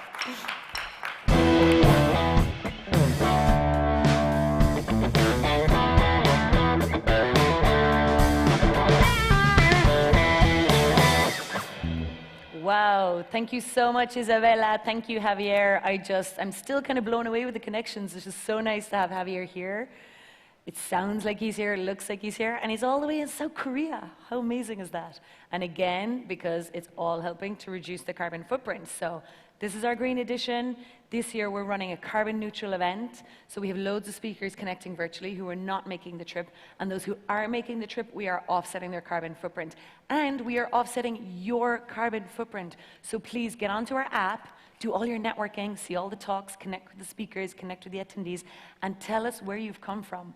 We're collecting the data inside our app of all the attendees, where you have traveled from, and we are going to offset your footprint also for making it to South Summit. Because we do want you here, and we love the face-to-face, and the ideas and the creativity and the motivation with people together is fundamental, and it's what we love to do. So we're glad you're here, but we are going to offset your footprint. Don't be a bit shy, guys. Just to note, there's a little barrier in the pasillo. My English is gone.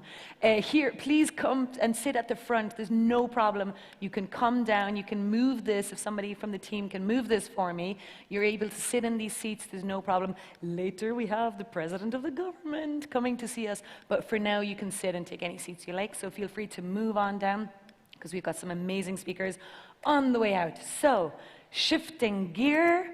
We are now back to ecosystem, which is what we do. So our next panel have three incredible speakers, three incredibly accomplished entrepreneurs.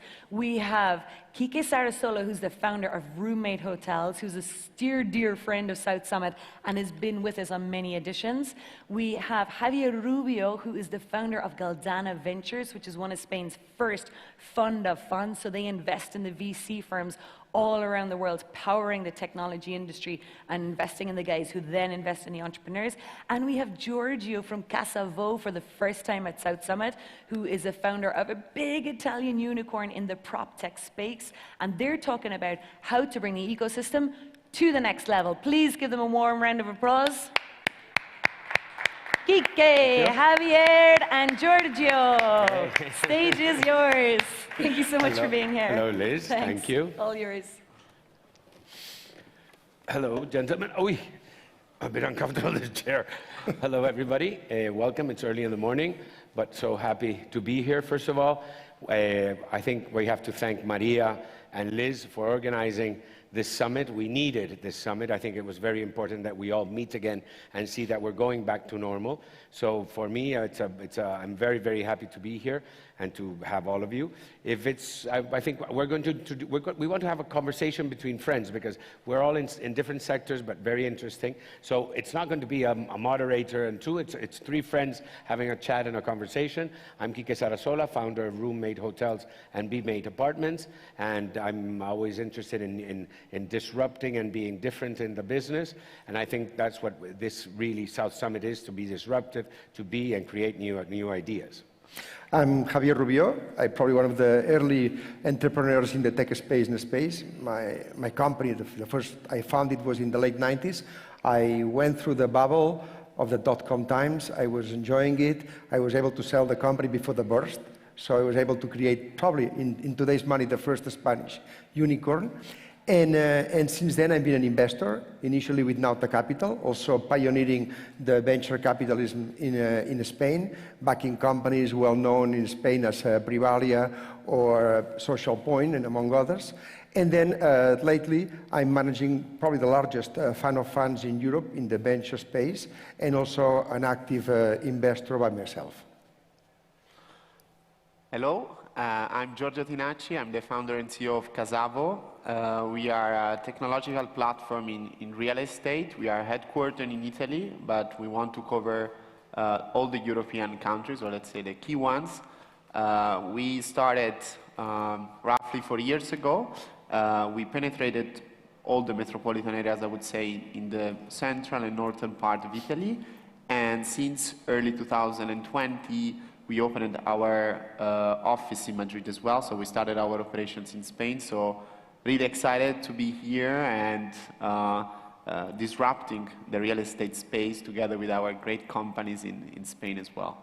And it's very interesting because they both, he's an investor in Housefy, which is a fantastic Spanish startup, and you are invested in Casavo, and they have many things in common, no? And they're both looking at the Spanish market in a different way. How do you see the Spanish market different to the Italian?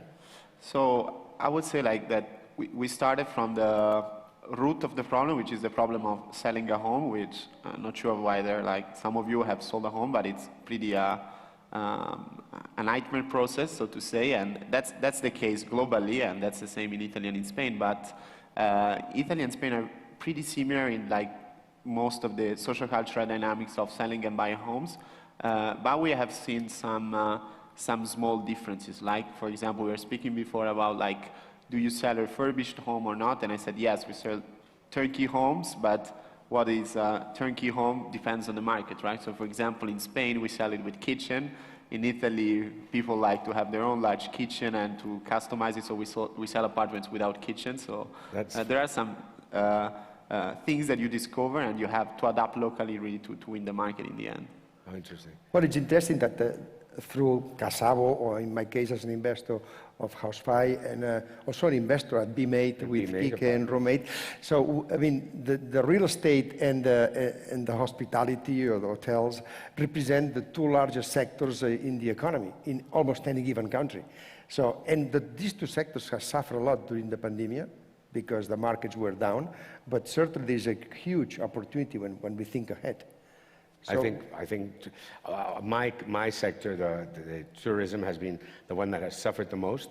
I do have to say that the numbers are incredibly coming back.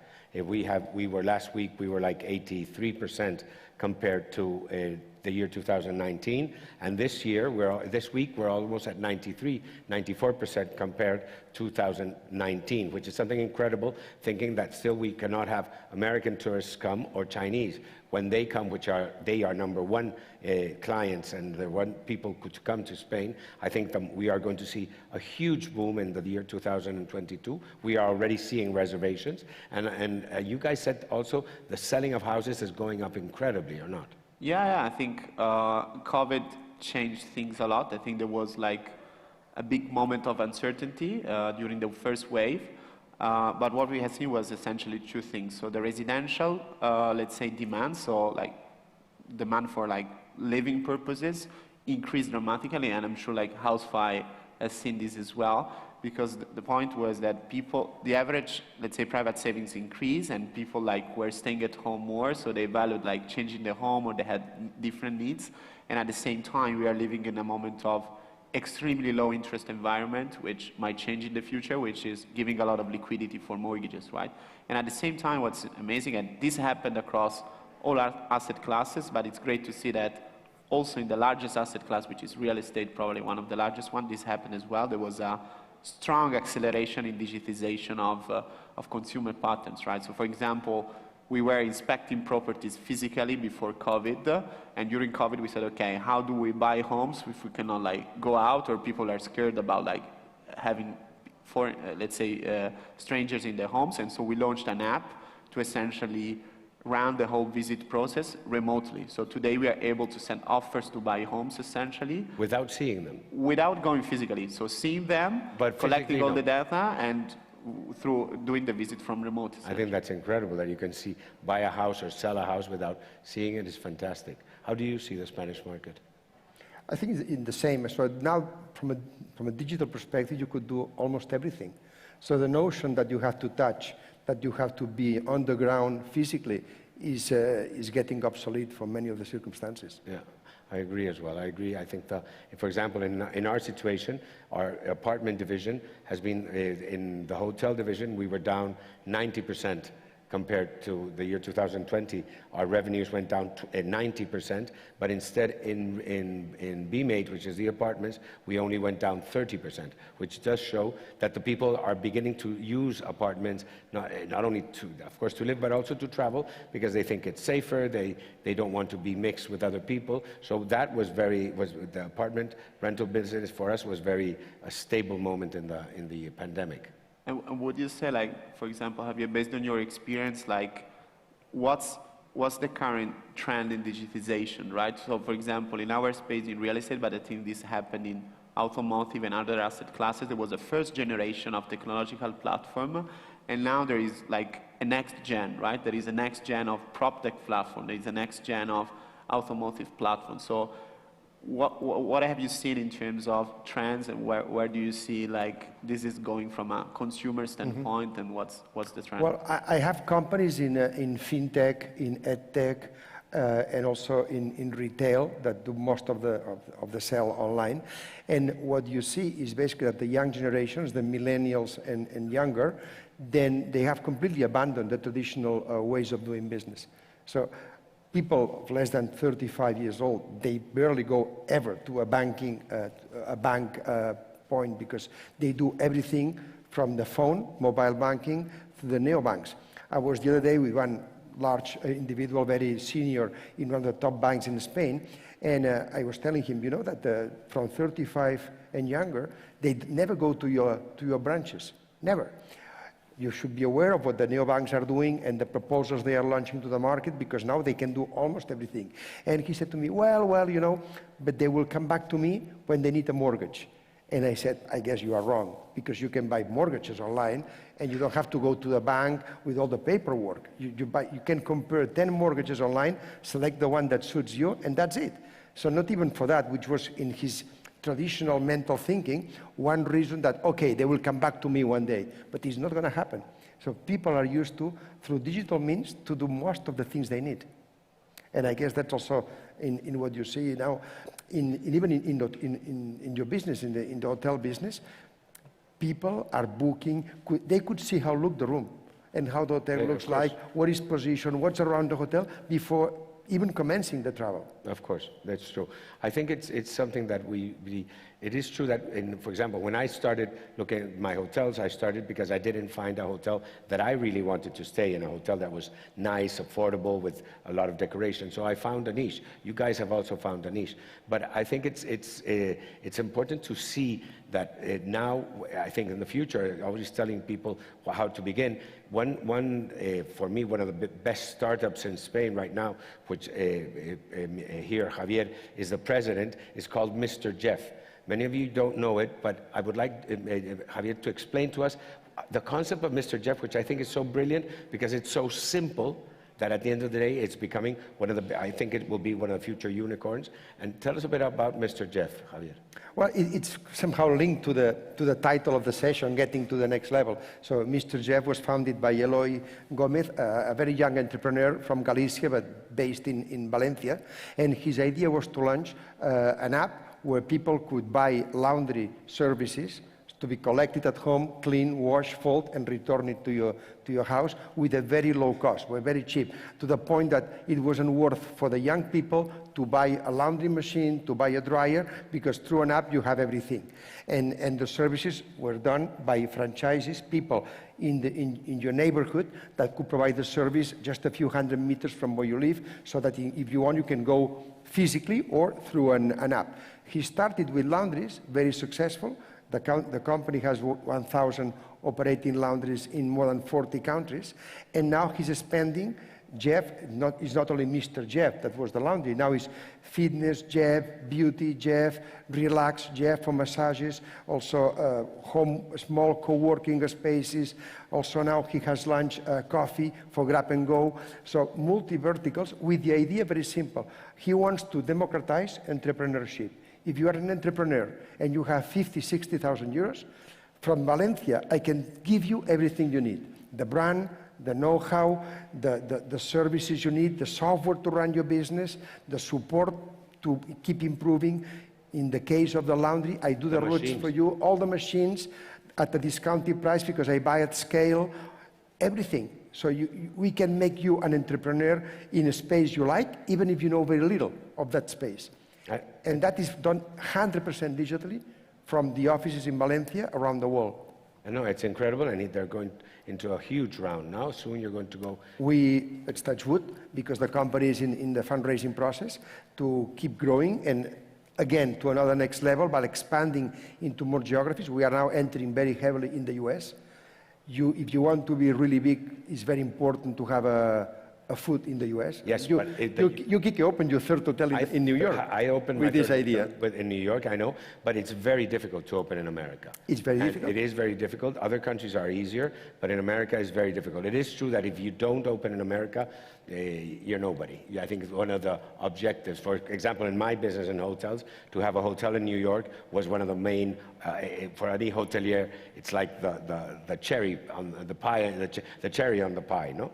So, but I think Jeff has gone to Asia. He's gone to. We are Saudi in Europe, but we started in Latin America, everywhere in Latin America, Southeast Asia, Northern Africa, Turkey, Eastern countries. We left for now Europe because the bureaucracy in getting the permits was a bit more complicated. But now it has been solved with a new technology for the laundry machines. And the pandemic, how did it affect you? Well, for certain months in certain countries, everything had to be shut down. Shut down. We were forced to shut down in countries like Colombia, Chile, Mexico for at least 3 or 6 months. Wow. But now they are all reopened and doing services and providing everything. But of course, the market has suffered. There is in these countries the recession, economic recession, but it's ramping up progressively. And in the US, it's going like moving. Sorry. We had, during the pandemic, I had 30 hotels. I had to close them all. And we still had to keep on paying rents. We still had to pay Social Security. So for us, it was a drainage. It was a real nightmare. My sector, I think, has been the one has suffered the most. And now we are looking at the end of the tunnel. And you, Giorgio? Yeah, I mean, that was for sure. I mean, it was hard for every entrepreneur, for sure, because I mean, it's a moment of uncertainty, and then I mean, you have your beautiful projection and business plan, and you manage the team with stability, and then these things happen, and so you have to manage that complexity and the unknown, right? So I think it was very hard at the beginning to understand, like, okay, what's the impact on the residential market, right? Because real estate has cycles which are really linked to the economy, and so that was something we were very cautious about. But I think we reacted very well as a team. We changed completely our priority. We changed the way we're doing operations, and we actually took the opportunity to show our resilience capabilities in such an event as a sort of a test platform, right? So we were pretty bold, and that paid off, right? For example, like our peers in the US stopped buying homes during that period. We said, maybe we reduce it, but let's buy homes and let's test our pricing capabilities and our capability to manage the uncertainty, and let's see, right? So we we value a lot failure and mistakes and how we learn from them, and so we took that occasion as a moment to learn. And then residential markets, again, they stopped for a minute, so it was like a sort of like V curve, and then they boomed. So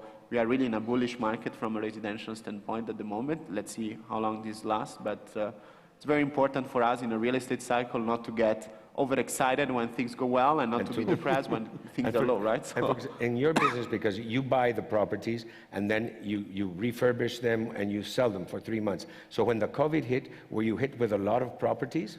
So yeah, as you were saying, like our business essentially, similar to HouseFi, we have a vision to build a technological platform that is able to serve all the needs of home sellers, home buyers, and realtors as well. We started with this approach, so we wanted to provide an alternative way to sell a home, right? So instead of like going through a lengthy process with a lot of inefficiencies and uncertainty, you go to Casavo.com, get an instant evaluation with our data platform, and you can click a button and get a cash offer. So in a matter of a week, for example, in Spain, we are able to get to the notary and buy the property, and then we find the final buyer, refurbishing it and adding some value as well. So in some cases, yes, I mean, we had, I think, roughly 80 to 100 million euro in residential inventory in stock. So that was hard. That was hard. Yeah, but I mean, it's fine. I mean, it's part of our business, and I mean, the long-term play is about becoming a market maker that is able to match demand and supply, and so it requires some being battle-hardened, so to say, and so that was a great experience. To have enough cash background. No? Yes, because one of your biggest investors is Goldman Sachs. Yeah, so we clearly use debt in order to buy and sell homes. So we have raised more than 350 million in available debt that we use like it's a sort of like bank overdraft, so to say, right, to buy and sell homes. Goldman Sachs is the largest one, but we have other facilities with very big institutional investors at the moment. And then we have raised roughly 80 million euro in equity from US investors like Greenox Capital, German investors, Bondsign, Spain as well. But usually never banks. No, it's very difficult. I find here when I talk to many of my friends that it's very difficult to get financing. No, it's very difficult to get from the banks or normal banks. We have to go and get into other ways of financing. It's true. I think if you have a very innovative business model like ours, debt is a paradox. It's very different from equity, right? So equity typically is pretty easy at the beginning, early stage, there is a lot of liquidity, and then it becomes hard at late stage. While debt is the other way around. It's extremely difficult at the beginning because nobody will give you credit. But once you have traction and you have a lot of like lenders and you have cash flows, then it becomes very easy and you reduce the cost very much, right? So it's a very divergent pattern. Very divergent. Yeah. I find that. How do you find the financing here in our country, for example? Easy. How would you, if you were somebody to begin a new startup, would you go to the banks or would you go to another? No, the banks will say thank you for coming. Bye-bye. Do you want to domicile your salary here? That's it. No, I think you have to go to the usual process, friends and family, early stage funds, then growth funds. But the good news is that there is many more money available these days, more liquidity in the market to invest in young entrepreneurs, and also many more VCs are around, not only the locals, the Spanish ones, but Americans and Europeans are now with an eye in Spain because they see that the ambition of the Spanish entrepreneurs is bigger. It used to be much smaller, so in Spain you could see only copycats at the beginning that were sold very early. Now there are young companies that really want to aspire to become unicorns, to go public in the US at the NASDAQ, really to make a change and to become a company that would have an impact in the specific industry. And that is attractive. And you see that now when you see that absolutely. Has this been a trend in the last how many years? I would say that in the last 4 or 5 years. And I think one good news that the pandemic brought into the situation, and we could see that now because we are beginning to see the end of the tunnel, the light, and some more clarity, is that during the pandemic, the bright entrepreneurs took the time to reflect on their models, to change things, to improve it because they had to do it. They had the time, and the model maybe they have thought before in a market that was very bullish, without restrictions on capital. When the pandemic came, I mean, you have to reset a number of things. And many entrepreneurs have changed the model for good. I think you were mentioning to me that during the pandemic, you were able to adapt and do things in a way that probably now will be more solid and with a better projection. Yeah, no, makes sense. And so we have, I mean, following up on what you were saying before, like you see like more aggressive entrepreneur, like more ambition, and so foreign capital, like looking at great assets and teams in Spain as well. I think in Italy we are in a similar situation. I think Spain was probably even more dynamic than Italy, and there is a sort of time lag. So what are the ingredients, in your opinion, for the next level of this tech ecosystem? So would you say it's like, maybe it's a chicken and egg problem because you need the entrepreneurs, but then you need the funding and the government support. But what do you think the ecosystem need to get to the next level? I think we need to get a bit out of the concept of let me just copy what is working well in the US or in the UK and try to replicate it fast in Spain to later sell it to the one I copied. That is a model that has worked very well. I mean, I have backed companies that with this model made hundreds of millions. So it's not a bad model. But if you really want to go to the next level, you just cannot copycat. That's why I was passionate about Mr. Jeff when it was presented to me, because they were not copying any model. No. They were combining the traditional franchise model with an idea that with a digitalization, you could do from the distance and provide everything an entrepreneur needs. And that model does not exist. It's a Shopify plus plus. Shopify provides only the software to run a business. Doesn't provide the brand, the know-how, because you could use Shopify in any kind of business. At Jeff, we only help entrepreneurs in the businesses we can provide everything. So it's a scaling, but with a model which is innovative. It doesn't exist. Would you say that this, wouldn't this like hinder investment from outside? Because I mean, like, let's say you have large US investor, like, I mean, they are used to like thinking categories, right? And maybe Mr. Jeff, it's amazing, but it doesn't fit in those categories, right? That was the challenge, because when the company was fundraising at the beginning, because we could not fit in a given category, it was tough to fundraise. And the A round, which is quite large, it was backed by family offices among myself, because we couldn't attract the attention of the traditional VCs. Now they are fighting to get into the company. But you see, that's something that I think we are, you Italians, I think, are the masters in marketing. I think, for example, in Spain, what I think to go to the next level in Spain, in many of our businesses, we need to learn from Italy, for example, because, you know, guys, you have Ferragamo, which is a shoemaker. We have many shoemakers, but we have not been able to take them up to the top and really marketing. No, you guys are really experts, and your olive oil, for example, we have the same olive oil, but your olive oil is supposed to be better, although I think our olive oil is better. But I mean, so this kind of thing, I think we really should learn. In my sense, I think getting to the next level is, of course, is what you're saying, but I think in this atmosphere, in this new ways of South Summit helps a lot, because we get a lot of publicity and a lot of notoriety with South Summit. But I think in our sense in Spain, looking at my country and being a bit I think we should learn to teach people how to market their products better. And let me just give you an example.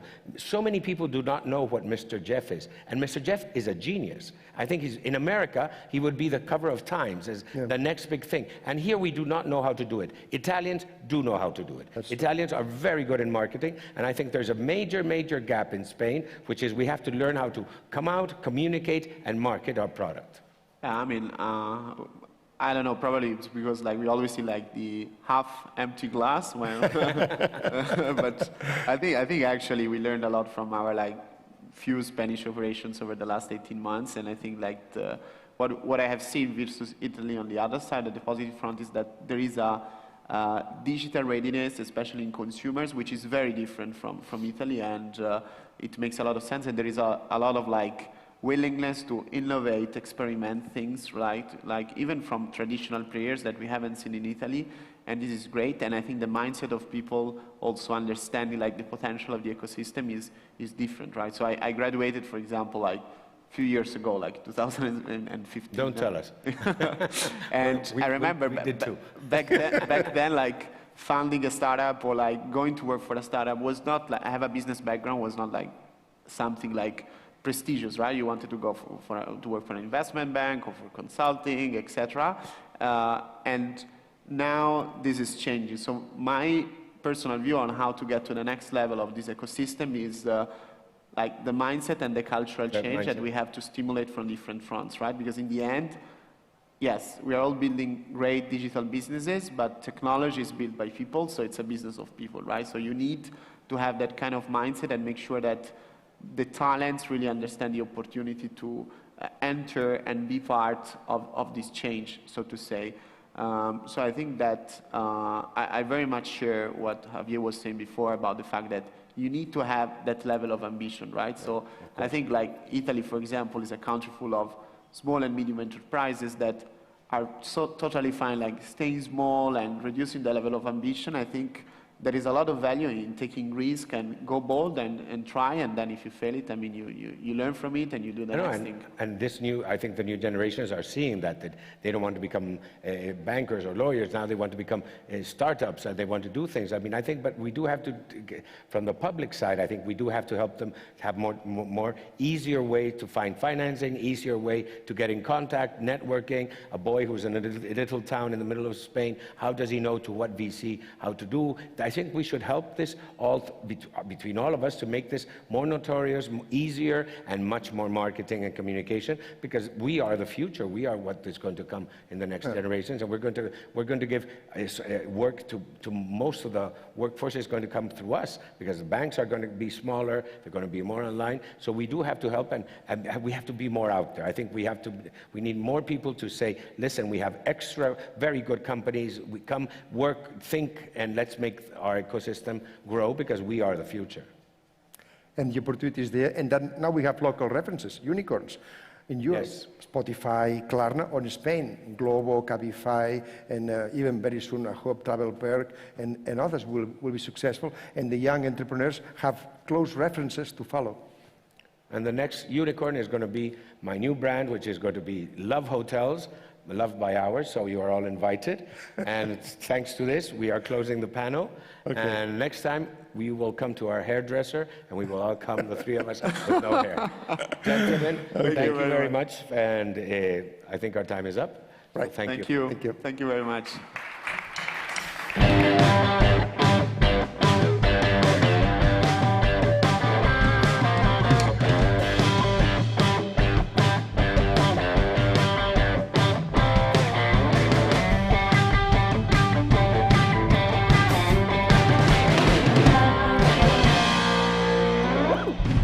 Amazing, amazing, amazing. Thank you, Kike. Thank you, Javier.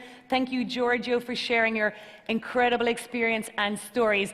Don't go anywhere. Come down here in the front. Come get close. Sit with me. You are not going to want to miss the next session. Guys, these seats are open, so feel free to come down. If somebody can actually just move that little thing for me. Hey, you in the dark jacket. Yeah, if you don't mind, move this a little. Thank you so much. Come down. These seats are free.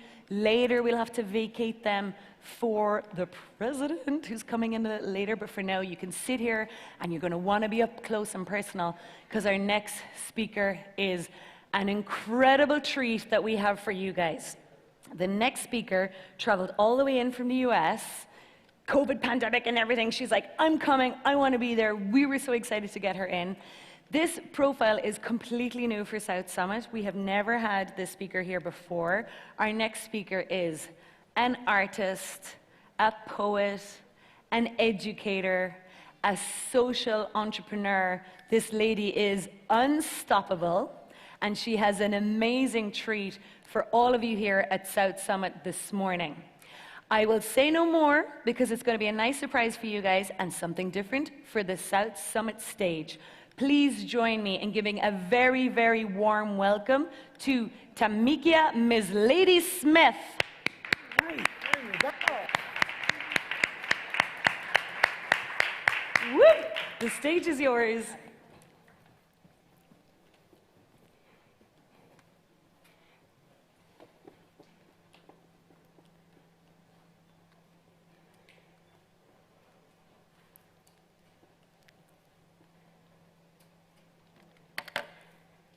We make pens bleed vision. Write the unwritten dreams so that they may manifest in the hands of invest in us tours. Patenting our trades, marking our truths. We copyright the right to write our stories, songs, poems, intellectually protecting the beauty of our minds.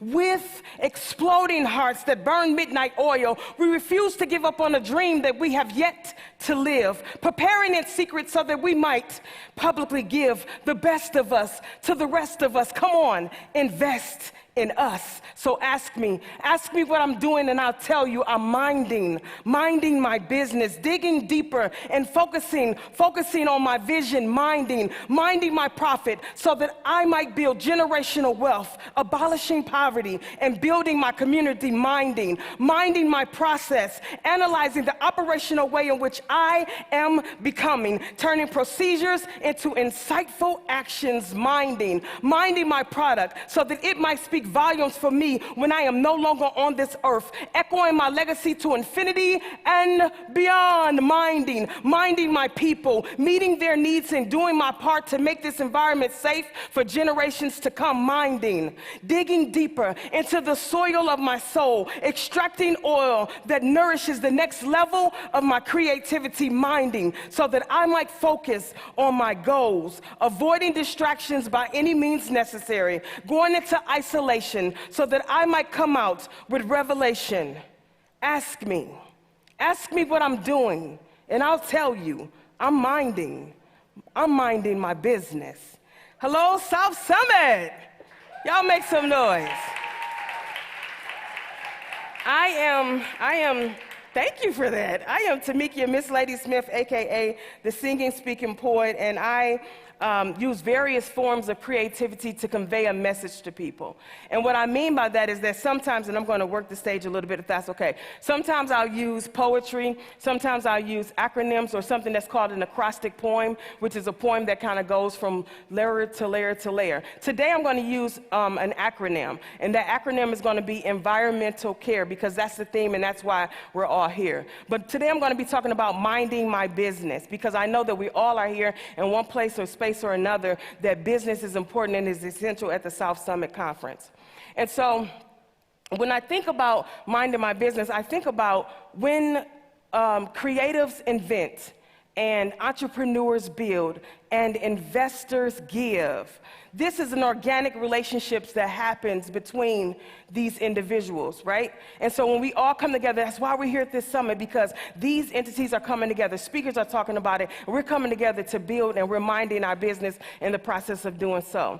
And so I thought about the D4P concept, and the D4P concept is something that I came up with because I thought that when we bring all of those pieces together, it makes it all work, right? So the first one is data minding, keeping the data on your mind. The second one is profit minding, thinking about the profit that you're making while you're doing your business. The second P, should I say, is process minding. The third P, is product minding, and last but not least, people minding. And so this is the D4P process. We're going to be talking about this throughout the talk, so I want you to be aware of that.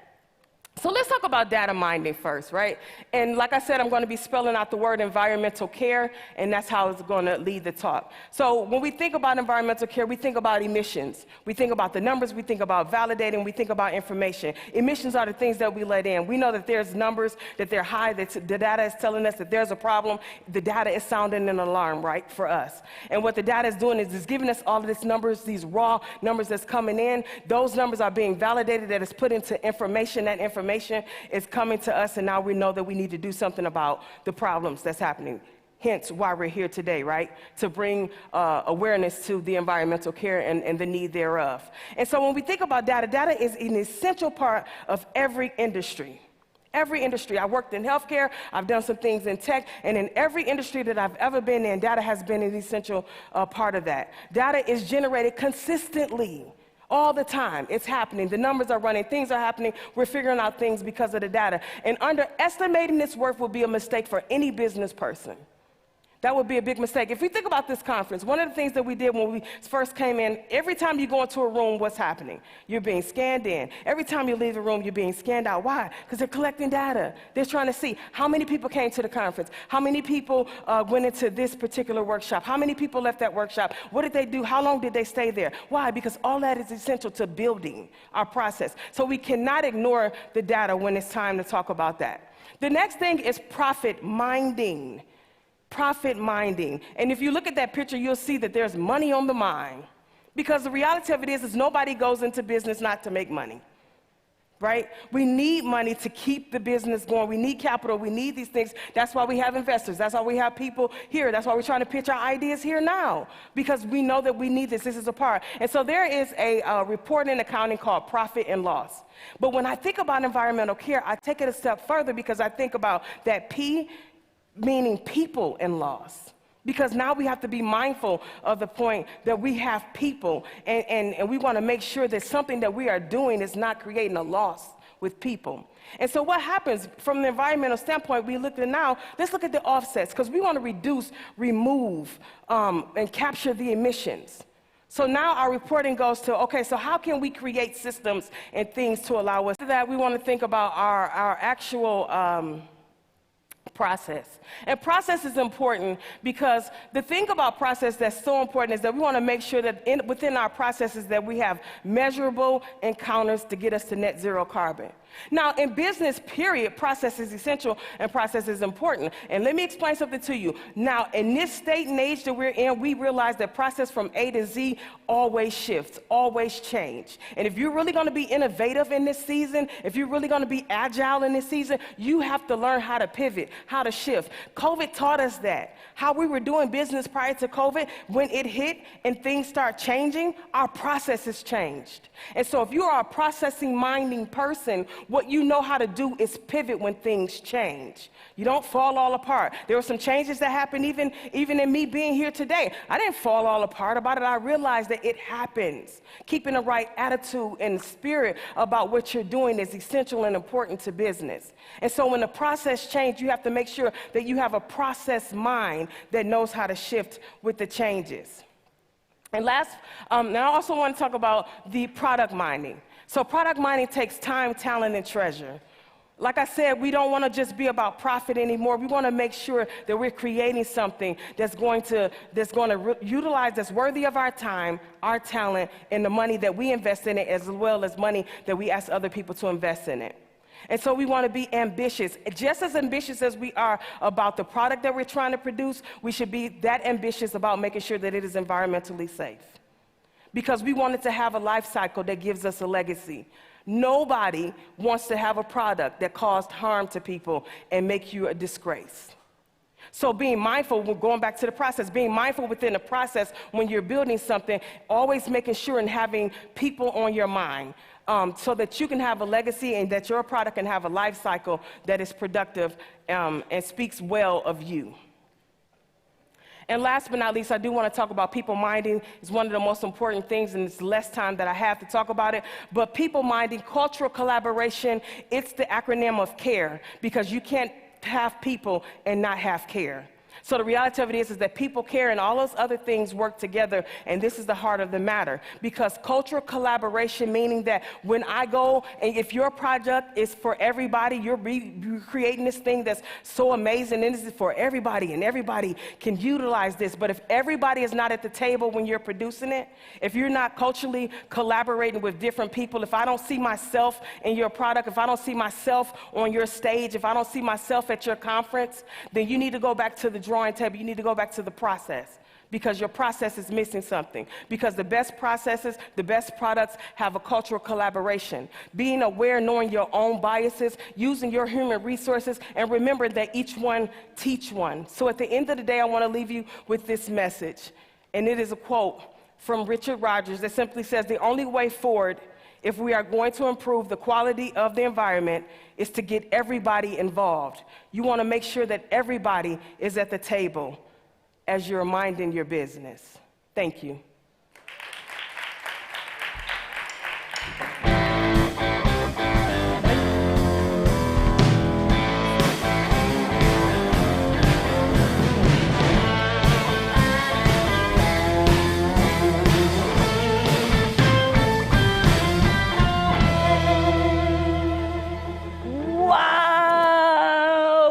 I have shivers.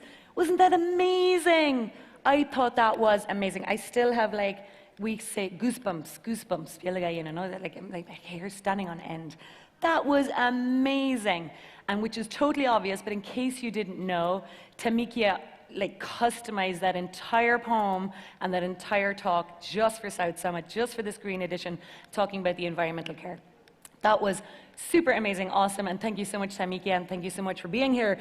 We're going to get you back, by the way. Hopefully, her agenda is like super crazy packed because she's so popular, but we want to get her back again because that was just amazing. And what a wonderful way to enter into our mega super top speakers that are rounding out the program of this 2021 edition of South Summit. I can't believe we're here. It's day 3. This is the final element in the program. A little later, we have the awards ceremony, which is super exciting. We can't wait. But this is our final talk within the program at South Summit 2021. And I cannot think of a better way to round out the conversation. We started on Tuesday morning with Gonzalo Munoz, who's the climate champion for United Nations Race to Zero, who kind of put it on the table what we need to do, and we've been spending 3 days talking about the solutions and how we can do it and how we all have the talents and the technology to make it happen. This conversation is talking about the conscious consumer, right? Because it's much bigger than that. It's not just environment and it's not just climate. It's much wider than that. It's about building businesses that matter, mission-driven, servicing consumers that now care. Finally, we all care. We are all more thoughtful about the brands we are buying from. And this trend is growing enormously, which is super exciting. So I'm not going to take any longer because I just want to get them out there so we can have as much time as possible with them. It is my absolute pleasure today to welcome to the stage 2 giants in their fields. We have Lee Newman, who is the Dean of IE Business School, our partners and co-organizers here. He is also a professor of behavioral science and leadership, and he is facilitating a conversation today with the wonderful Christopher Gavigan, who's a serial entrepreneur in the mission-driven space and co-founder of The Honest Company, which is now on the stock exchange in the US. So please give him a big, warm South Summit welcome to Lee Newman and Christopher Gavigan.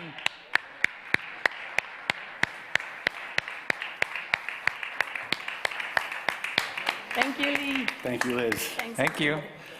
Here we are. Hi, everyone. Hello, South Summit. We're following up on a lot of energy, and we'd like to keep it. So hello, South Summit. Extremely well done. I have the pleasure, as Liz just said, to welcome Christopher Gavigan, who co-founder of The Honest Company, also currently the CEO of Prima, which is a botanical therapeutics company, doing some quite interesting things. You're also the author of a book, Healthy Child, Healthy World. Way back when? 2008. So for those of us who are parents, heads up on the book. Yes, exactly. Jump in. So today's topic is conscious consumer, the rise of the conscious consumer, conscious consumerism, or ethical consumerism, we might say. I thought it would be a good place to start to talk a little bit about how we define that. Yeah. What is that to you, from your perspective? Because you've been doing this for a long time. For a long time. And I think that the conscious consumerism is a consideration and an alignment around the nexus of how your values and principles and your ability to build trust with the consumer, really how that is activated. And I think that the world of the trust economy and the purpose economy is the foundation is trust. How are you being consistent and deliberate and clear and building a trustworthy relationship with your consumer? Because that is really what is fueling this consciousness and this consideration in order to address that. Because trust is, if you had to put trust to the bottom line, it'd be immeasurable. And those principles and ethics and values by which you live have to be cracked open, have to be transparent, have to be shown to be consistent and really available to the consumer. And I think that consciousness is really around how you're living your values every single day. Because people aren't, yes, they are buying your ideas, but they're really believing in your ideals. And I think that is the most important thing. People are looking at brand, and they're aligning to brand, and they will choose a brand that's more considered and conscious and compassionate 85 to 90% of the time, right? So they're not buying on price, they're buying on values. And I think that is incredibly powerful. It is, and I think decades ago, we didn't include those in the customer needs set. So words like belief, trust, values were not typically words you used when you thought about consumer behavior and the needs of the consumer. And it seems soft, right? Yeah. But it's actually accountable right now. You say those words, but then what is the data that's underlying those? Show me, don't tell me, and really live out loud with those data sets. And that's certainly, as we were talking about, and what the global theme here is the consideration around the impact and imprint on business and the global economy, but also the tipping point that we're seeing around consciousness and commitment to an environmental sustainability ethos. I think that is what you need to show and demonstrate, that you are actually doing something and that you actually care enough to build a legacy on trust, but to build a legacy that is not thinking about you and your bottom line, but thinking about future generations. But of course, we need you to take care of your bottom line, because your company doesn't stay around to deliver these products and services if the bottom line is not there. Yes, yeah, and that's those are the hard choices, is how are you prioritizing the bottom line and the profit, and then how are you prioritizing your principles and your people? And that dichotomy, that's when the courageous decisions happen every single day, those small moments of, okay, what am I gonna say? How am I gonna do it? And I think in a world where there's a populace you're trying to address, and there's so much optionality now, and to be super big and super famous and super powerful is harder than ever. I think it's really addressing the smallest viable audience, right? There's that great article, 1,000 True Fans, and read that. And it's really talking about the minimal viable audience that you need to address to succeed. And those are your passionate few. You'd rather address the passionate few than the lukewarm many. And I think that is what you're trying to engender, a connection to a few people that are going to take your message. And instead of trying to reach everyone and diluting your product and diluting your message, create something remarkable and passionate, and then you're going to see a lot of shift in a small group that is hopefully going to carry the business forward. Well, we have a lot of entrepreneurs, of course, at this South Summit, and people in companies wanting to start companies, and also people in established companies that are making shifts, that are pivoting with their companies into this space. So I think it would be interesting for everybody to hear a little bit about, how did you see this coming? I mean, so the title of this session is The Rise of the Conscious Consumer, but you saw this coming a lot before it was rising, quite some time ago. Honest Company was founded when? 2012. 2012. So just under a decade ago. Yeah. So give us a sense for what was the opportunity that you and Jessica Alba saw that gave rise to the Honest Company? As it's always been said, action is the antidote for despair. And are you willing to put your own legacy, your own training, your own commitment on the line? And as parents, I have 4, she has 3. What are you going to do? And for us, it was a pure need state. And I'm a trained environmental scientist. I don't have the pedigree in business, but I believe that business. Well, you do now. I do now. I believe that business, that anything that is really good is built around integrity and science. And so I felt like if I could collide those two things, you could really have an impact. And that's all we cared about, was what is the impact that we believe that we can have on this global CPG, this iconic, these family brands that were trust brands, but they were riddled with questionable ingredients of concern, right? So how can I make a better product that's safer, more non-toxic, that's more transparent, that's more committed to these ethos and values and sustainable commitments? But how can I do that in a way that was just for us, right? And so my book in 2008, that's where I met Jessica. We worked on nights and weekends for well over 2.5 years. and just trying to create a portfolio of trust. That was the only intent. And so that's how it came about. And look, we always said if global brands copied us, that was a win. And that's what you're seeing. You're seeing that we've humbly, we've done a great job at creating enough noise and a ruckus in the marketplace that people are like, oh my God, if I don't challenge them, then they're going to eat my lunch, right? And so Honest has grown together. It's that cooperation conversation, that collaborative economy. Like, let us all rise, because it's not about us. Again, it's about the legacy that we're wanting to leave over the next generation. And it's about the safety and purity of our future generations. We're looking at, the WHO is talking about endocrine disruption as being a global threat, right? And so it's in us. These chemicals, these toxicants, these impurities are in our bodies. And so what are we going to do, and how are we going to think about future generations and their health?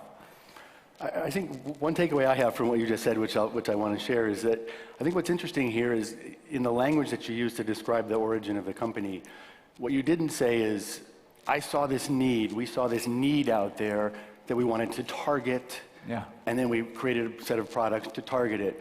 What I think you started with, and tell me if this is accurate, is your own purpose. I have a purpose, I care about something, and then how can I realize that purpose in a set of products that other people with a similar purpose as mine would buy? Is that? That's exactly right. For me, I see a beautiful collision between nature and physiology and innovation and business. And that conversation within the entrepreneur community is just cracking open. And I think if you can insert yourself with not, oh, I'm kind of passionate, but what are you fanatical about? What do you care so deeply about that you're going to put your life on the line and your profession on the line? And that's what I felt like. For me, I was like, how can I unknow these data points? How can I not look at autism, allergies, childhood cancers, eczema, these behavioral delays? How can I not look at that science and say, hey, there's correlation and causation here. I need to do something. And I think that is exciting, that's risky, but I think it's worthwhile. I think that's a big message, and I just want to highlight it for the people out there, because I think as an entrepreneur, you have to find the market opportunity. I mean, at the end of the day, it is about business, but you have two choices. You can find something where you're neutral about it, and it's just a market opportunity, and hey, let's go after it, and that can work. But with the purpose comes the passion, I think, is what you're saying, and we can see that you're passionate about this particular topic. So I think that that's something for all of us to think about when we start a company. If we can find something that we're really, truly passionate about, not in a pitch to a venture capitalist, but really passionate about in our hearts, then that's where we really connect with this new type of consumer. And you're absolutely right. I think there is a tipping point right now. You cannot build a company that doesn't say we're going to have sustainability and social and people and environmental commitments and values. You can't. People will double click very quickly on the About Us section. They will look for your face. They will look why you, and especially right now, especially in a world where we're pulling apart the idea that citizen doctors, like we're all taking our own health into our own hands. You just look at the world of this health and wellness. It is driven by women. It is driven by parents. It is driven by the feminine. And I think that is so powerful, right? We all need more compassion, more of that in our world. And I think that really disrupts the global economy in a lot of sense. But it also shows you that when you lead with values, there's a true shift in the market. Can I be a devil's advocate for a minute? Let's roll. I'm not, but let me be that. I'm not the devil, but let me be the devil's advocate. So this is value-based. This is purpose-based. This is value-based. If I put on my CFO hat, or I'm the venture capitalist. Show me. And I come from the Missouri, which is the show me state in the United States. We say, don't tell me, show me, by the way. So I loved your quote.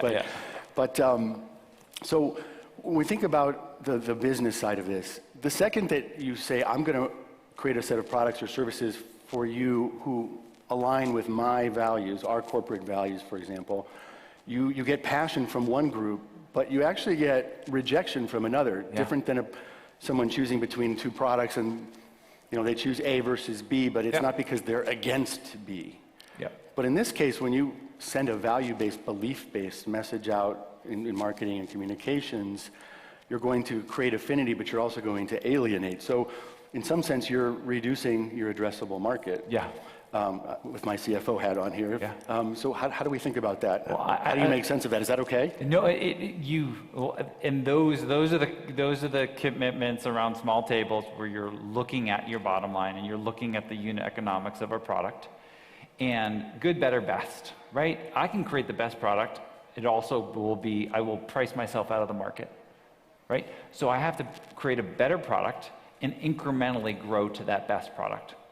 And that, I think that is the conversation that it's an accessibility conversation. I can't be 25, 50% unit economics-wise more cost. It's just not gonna work. And in a world of CPG and consumer products, you need to have some reach. A consumer will reach 10, 15, 20%, but beyond that, you need to be remarkable or your addressable market is gonna shrink. So, and especially in the world of CPG, like you can get anyone to buy anything once, especially like, oh my God, values and commitment and compassion. Can you get them to come back? Your product needs, as you know, repeat is the golden ticket, right? I need you to come back. I need you to love it so much that you're gonna tell your friends, but you're gonna come back over and over and over again. And I think that is, you have to set your standard, you have to work to that standard and show where you're failing. Especially in a world of, look at a B Corp, the rise of the B Corp and these public benefit corps, which are the only brands that I build. Again, you are showing and you are demonstrating this longitudinal road. And you're not saying we are end all be all, but here's what we are failing at and here's where we're going. And I think that is the conversation, especially when you're building product that, right, I'm picking it up 2 feet, 2 seconds, I'm looking at it, I'm looking at ingredients, I'm looking at what you're saying on product, I'm looking at your standards of care, I'm looking at your claims, I'm looking at your regulatory commitments. All of that, the details matter they're so big, yet they're so easily overlooked at a boardroom and in a financial conversation. So I think it is a conversation around, really saying, okay, if I can't have that now, CFO, can I have that in 2 years, and can we build to it, right? You have to have a much longer term view. So it's the MVP concept, but actually applied to purpose. Yeah, in just a sense. ship it, get it out, and try it, right? But the minimum viable purpose, product. Yes. in a sense, is I have to hold on to my purpose. I can't give it up. Because if you do that, one mistake actually, and the brand gets hurt in some sense. So you have to start with a minimal viable purpose. Yes. And build up to it in an economically viable way. Exactly. Create your North Star. How am I going to get there? Create a path, and then say, and incrementally, here's how I'm doing. And because people will buy to the path, and they will buy over time on your product, but they will buy to your global standard. Before I take off my devil's advocate hat, one other question. So CSR, corporate social responsibility, it's been around for quite some time. Quite some time. Many good things have come out of it, but I think if we talk to skeptics, they say a lot of promise, a lot of failed promise, a lot of communication from companies, but not a lot of substance behind these social responsibility actions. Is this world we're talking about, conscious consumption, different from the company standpoint or even from the consumer standpoint? Is it different than CSR? I think it is. I think it's much more emotional, because CSR has built itself around a sea of sameness, right? People, planet, impact, but there's never been a tip of the spear as far as I'm concerned. No one's ever said, it's carbon, no, it's people, no, it's sourcing, no, it's safety. What do you really care about? You can't boil the ocean and do all those things well as an entrepreneur. So what's the one thing you're gonna do? And what are the other things you're gonna work towards? And I think, but the one thing you do, you better do it really well. And I think that's really important. And that was something that at The Honest Company and Prima, we were constantly working towards, was what's the one thing that we care about, and how are we going to build to that? So one last question, and then I think, unfortunately, all good things come to an end. Yeah, and everyone could reach out to me. Please email me, christopher@prima.co. Like, again, I come to these places, and I really want people to reach out to me so that we can connect. I'll be around, but like, reach out to me and ask questions, and so we can connect. But go ahead. Last question. Yeah. It's the $1 million question, over, depending yeah. on your currency for this audience. If you were starting a company now and you wanted to take advantage of this idea of linking your purpose to the purpose of certain types of people out in the market, where do you see the opportunities? Well, right now I look at the world of stress and stress management and the commitment around pain, anxiety, stress management. There is a ton of opportunity in that. Sleep, how we care for our bodies. I think that, and the science of plant therapeutics, I think that is a world that needs to be really discovered, really pulled apart. The science is so compelling. 90% of all disease and illness is stress related, right? Your body systems shut down when our body's under either everyday stress or chronic stress. So address the stress economy, and you're going to address so many of the epidemics that we're looking at today. So there you have it. Some places to start. Thanks very much. Thank you for all of you for being here. Thank you particularly to Christopher Gavigan for joining us. It's been a pleasure. And thank you all. Bye. Thank you all.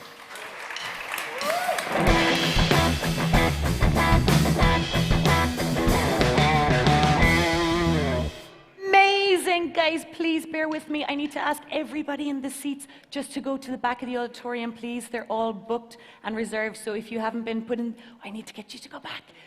Excellent. If you've been assigned that seat, that's perfect, because we've everybody coming in. Let's go, let's go, let's go. Please, everybody come in and take your seats. That was amazing. How exciting. What an honor to have Lee and Christopher here and closing out the South Summit program. And now we're going to move into our closing and awards ceremony. So please, I need everybody back to the 14th row. You can sit anywhere you like in the back, because we have a whole group coming in for the awards ceremony. And the President of Spain is going to be with us shortly. So we'll be right back 12:15 with the awards ceremony. Thank you.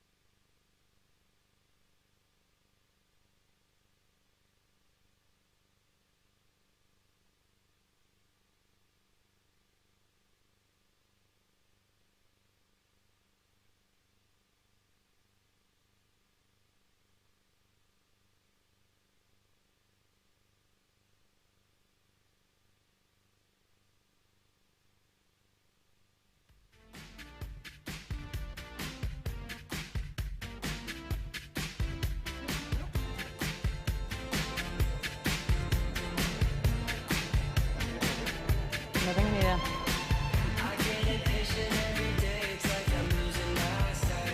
Sorry, do I introduce Maria? Where's Maria?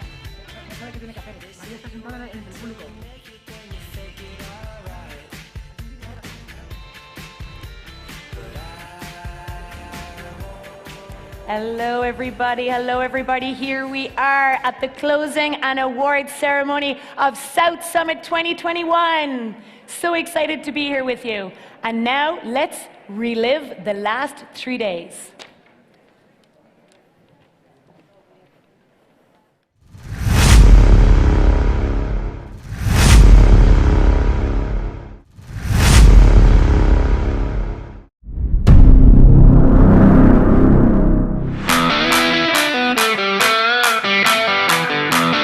Welcome to South Summit.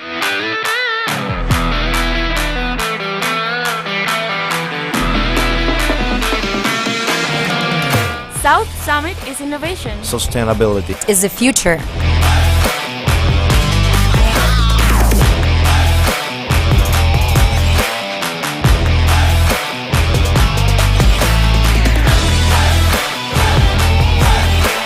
South Summit is the place to be.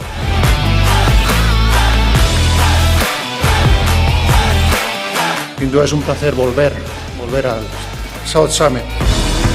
Es un hito importantísimo después de todo lo que hemos vivido. Apostar por nuestro planeta es determinante. El mundo no se ha parado, el mundo ha seguido. I think that, well, it is a moment of opportunity. In renewables, of course, in places like Spain, in the South Summit, land of opportunity.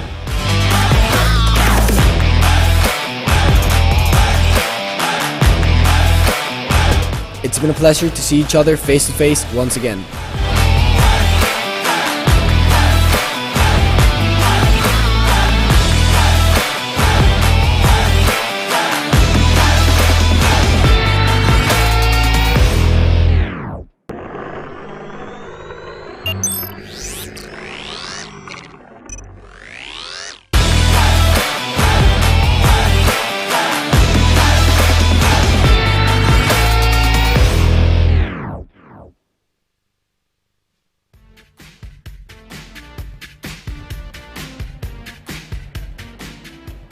It is with great pleasure I welcome to the stage founder and president of Spain Startup Organizer of South Summit, Maria Benjumea.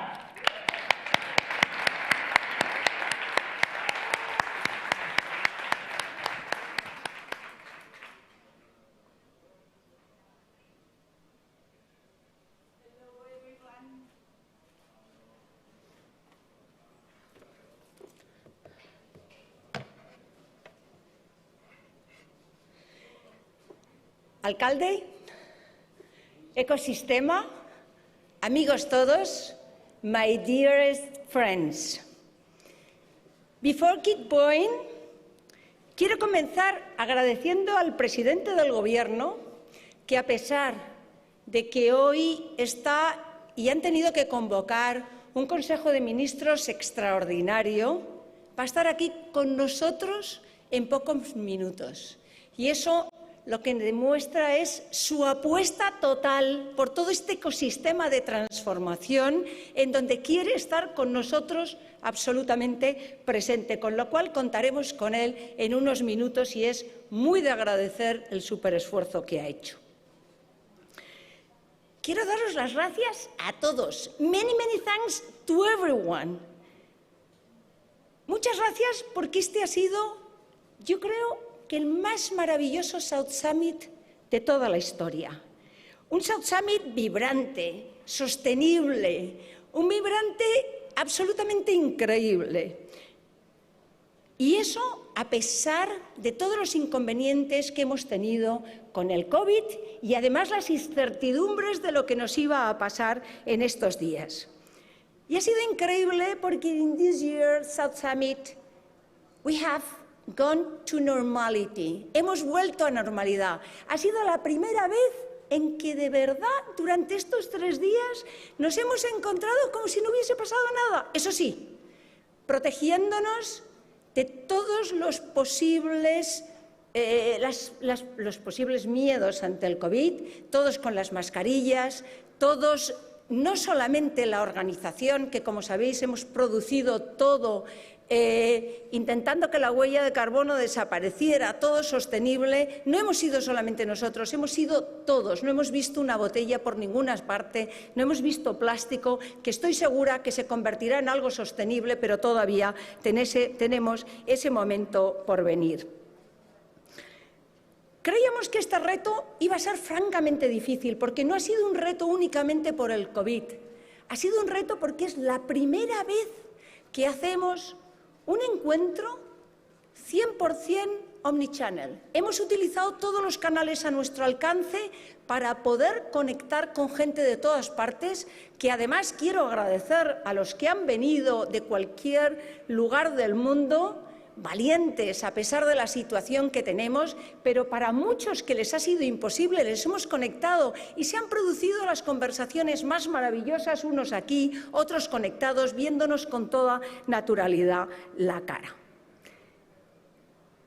Y juntos, alcalde, hemos vuelto a llenar esta que es tu casa y que te tenemos mucho que agradecer porque desde el primer instante habéis hecho que nos sintiéramos como propia y desde luego juntos le hemos dado una visibilidad a nivel internacional y la hemos vuelto a llenar de ilusión, de oportunidades, de convicciones para todos de que todo lo podemos llegar a hacer. Y no quiero darte las gracias únicamente como nuestro anfitrión, quiero darte las gracias a ti como representante y a todos los que conforman tu increíble equipo y además a todos los de la Asamblea de Madrid por el apoyo incondicional que tenemos desde el principio. Quiero agradecer además a la vicepresidencia del Gobierno, a la ministra de Asuntos Económicos y de Transformación Digital y, desde luego, a la Secretaría de Estado de Digitalización y de Inteligencia Artificial por el apoyo increíble que también da en representación del Gobierno para que South Summit pueda ser lo que es. Verdaderamente es súper de agradecer porque es el impulso de posicionar a España en el lugar y que además desde aquí consigamos tener este lugar de reunión en donde se generan todas estas oportunidades de negocio. Agradecer, como no puede ser de otra manera, agradecer y decir qué afortunada a nuestro partner in crime, al EA University, que desde el principio de los tiempos hemos estado juntos en esta aventura alucinante. EA University porque its entrepreneurial soul and innovation culture are shaping the best talent. Agradecer a todos nuestros partners, a todos ellos y muy especialmente a nuestros global partners a Endesa, a Sabadell, a Telefónica con Guaira y al BBVA. Agradecer también a nuestros partners que son súper disruptivos y que también nos acompañan desde el primer momento, como Ferrovial, como la Mutua y en este año como la Caixa, con toda su apuesta, todos ellos y también especialmente la Caixa por la sostenibilidad. Y quiero tener un agradecimiento muy especial que estoy segura que todos vais a compartir conmigo, porque si esto ha sido posible es gracias al equipo tan alucinante, tan implicado, con la mayor ilusión, trabajando día y noche, en verano, en todas las épocas del año, para hacer que South Summit sea posible. Este equipo es el equipo de South Summit, a todos y a cada uno de ellos. Quisiera, si me queréis acompañar, en que hagamos un gran aplauso físico para todos ellos.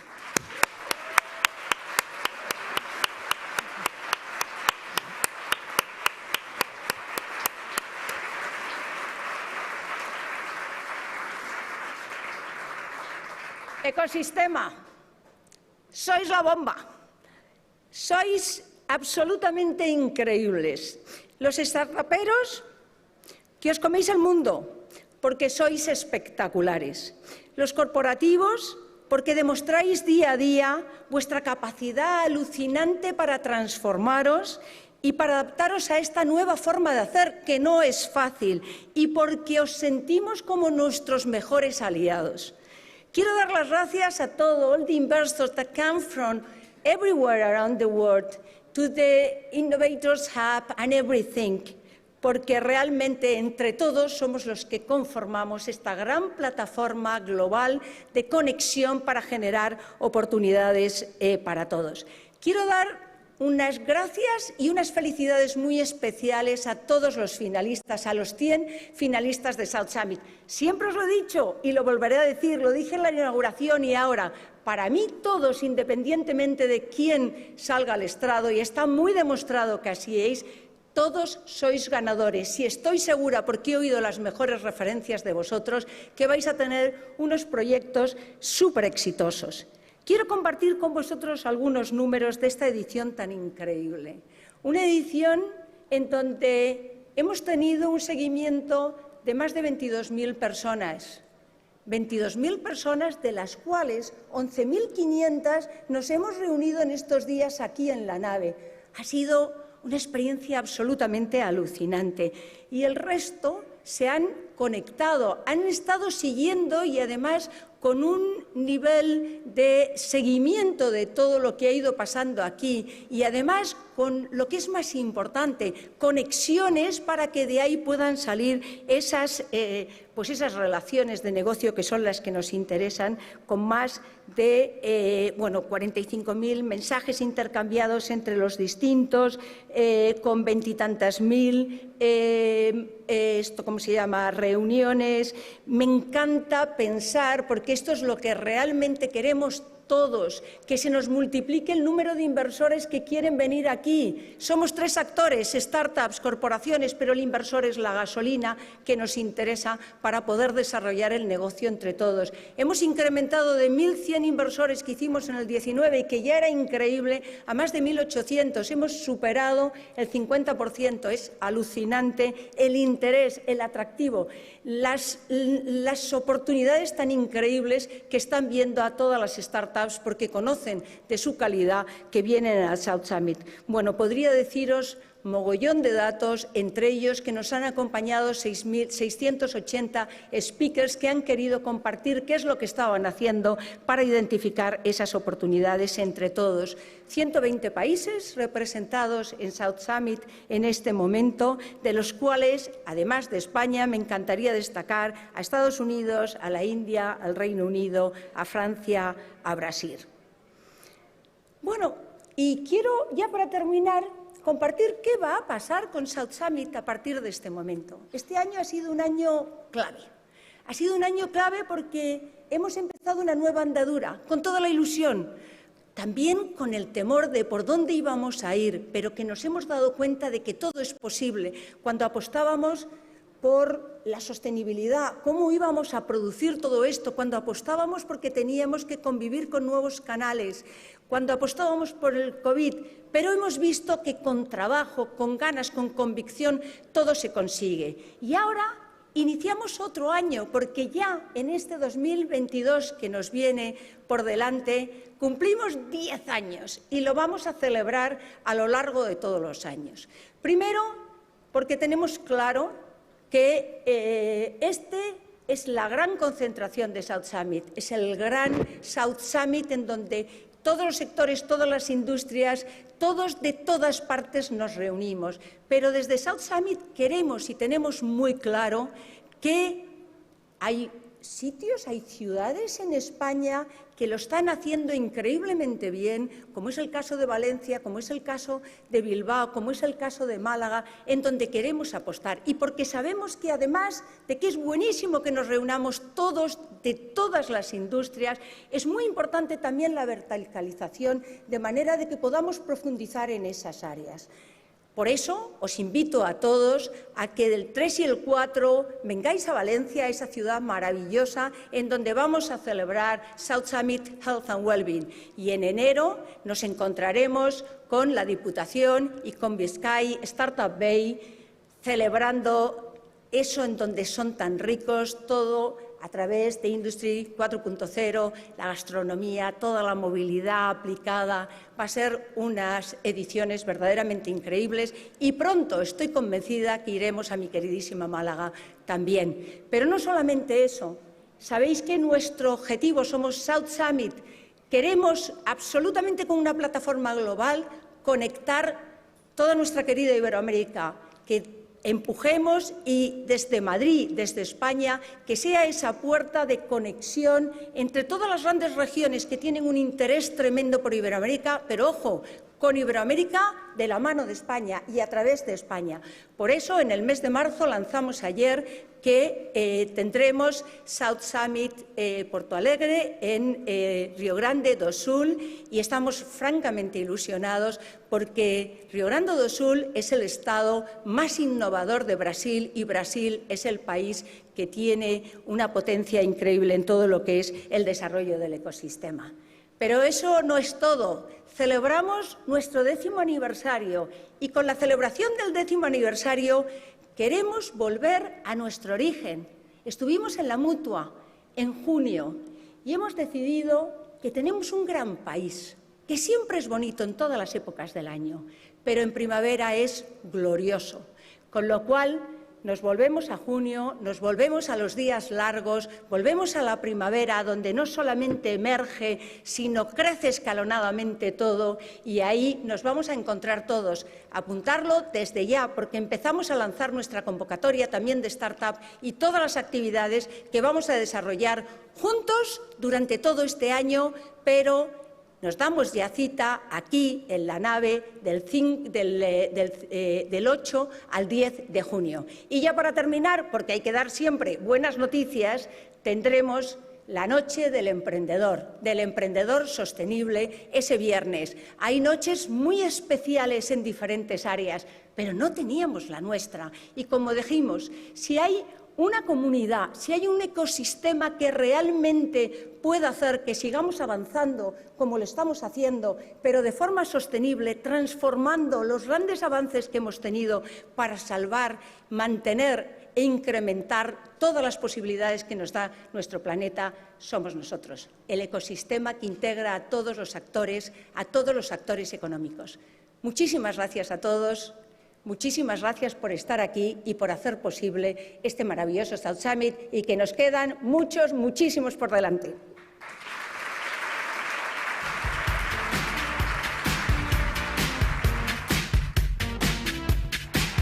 Thank you, Maria. An amazing series of announcements there. How exciting. And as you can imagine, it is a pleasure and a privilege working every day of the year with Maria Benjumea. So we're only here and happy to do it. Please join me in welcoming to the stage our cherished leader and a great friend of South Summit and our partner in all of this celebration. Please join me in welcoming the Mayor of Madrid, José Luis Martínez Almeida, on stage, please.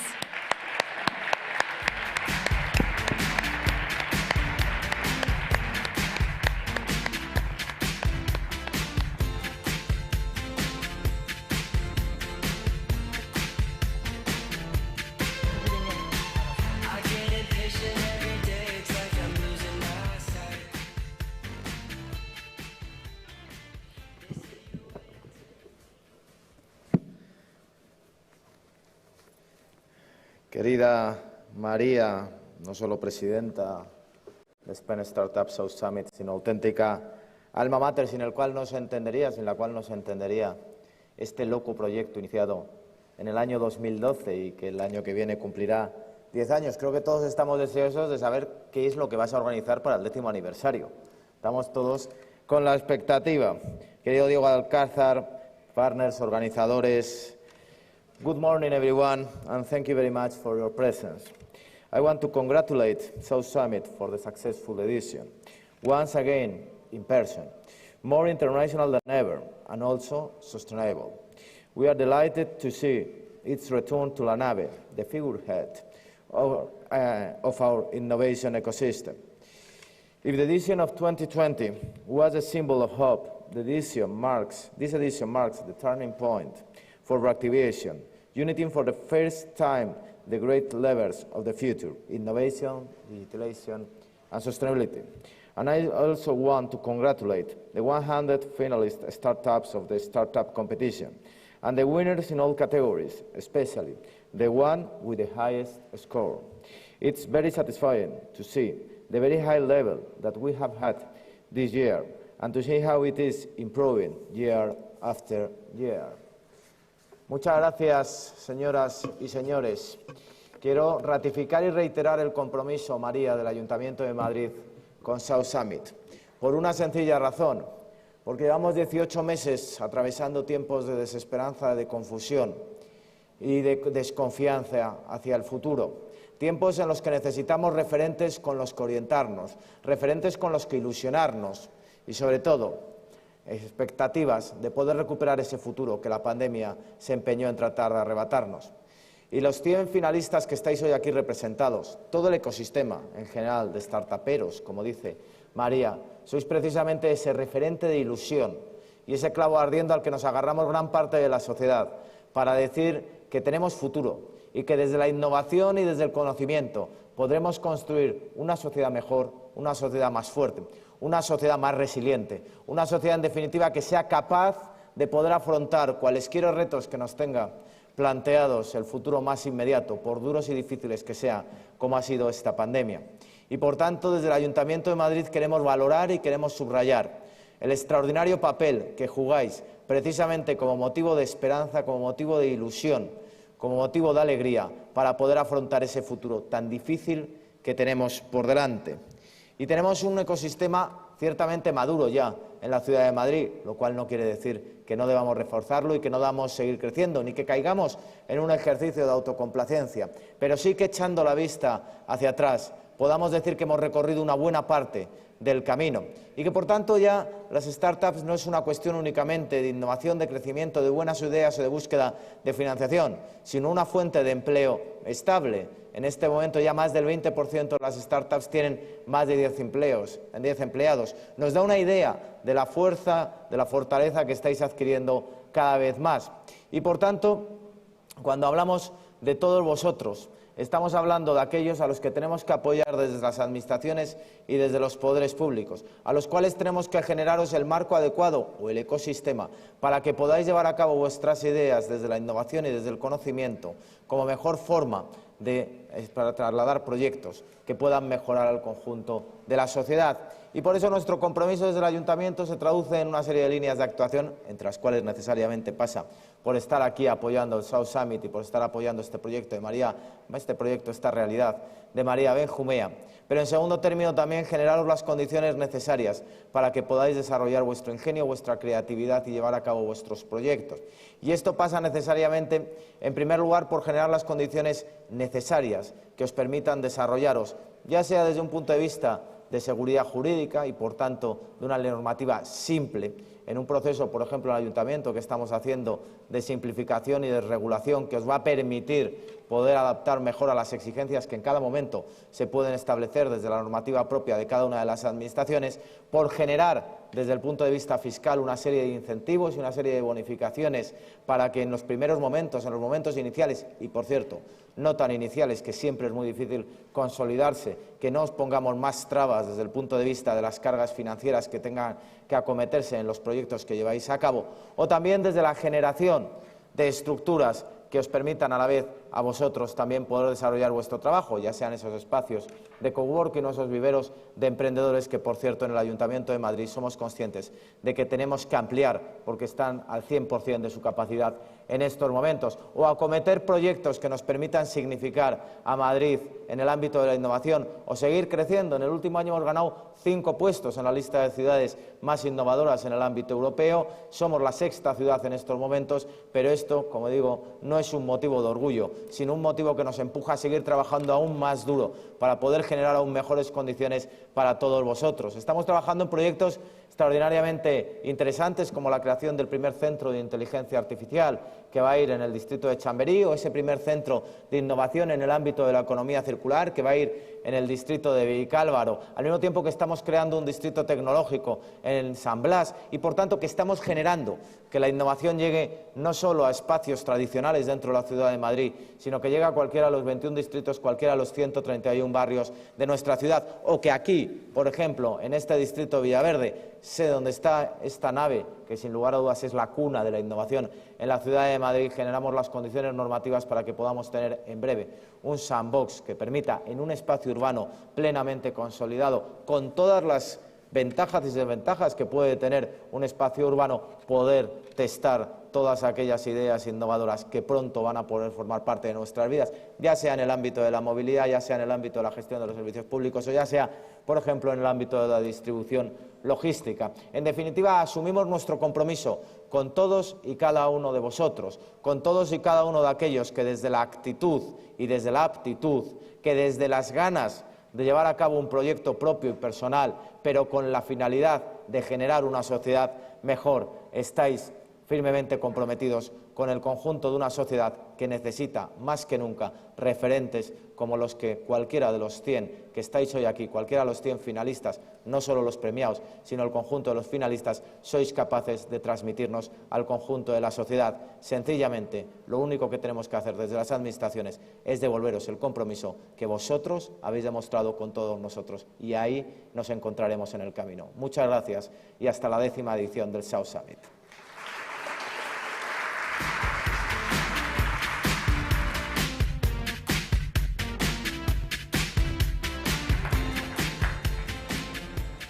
Thank you so much, Mayor of Madrid. It is amazing to have your support, and we're so glad to have you with us again at the wonderful home that is La Nave for South Summit 2021. What an amazing 3 days we have lived.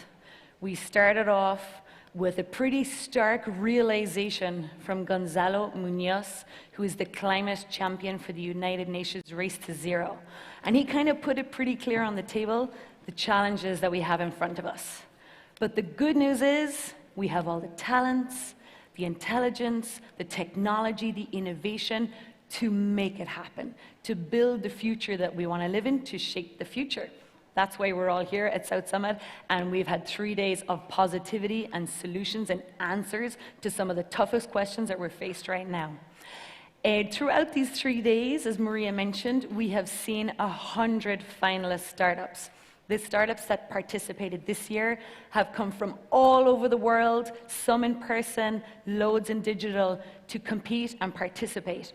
They competed amongst 4,000 other companies that we received this year looking to participate here in South Summit, but only the 100 chosen few made it this far. And today, only the very, very, very best of those have made it to the award ceremony as winners in their categories.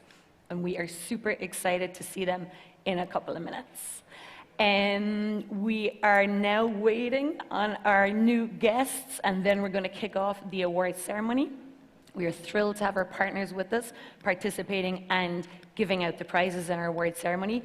I'm going to go through some of the categories just so you're aware of what's coming up. So I don't know if you're aware, but there has been a kids competition also taking place this year, and we've had a bunch of schools who come up with their own entrepreneurial projects and present them here at South Summit to real entrepreneurs and real investors. So a little bit later, we'll have one of the kids coming up in representation of the entire competition to represent the next generation of entrepreneurs, which we love to support here at South Summit.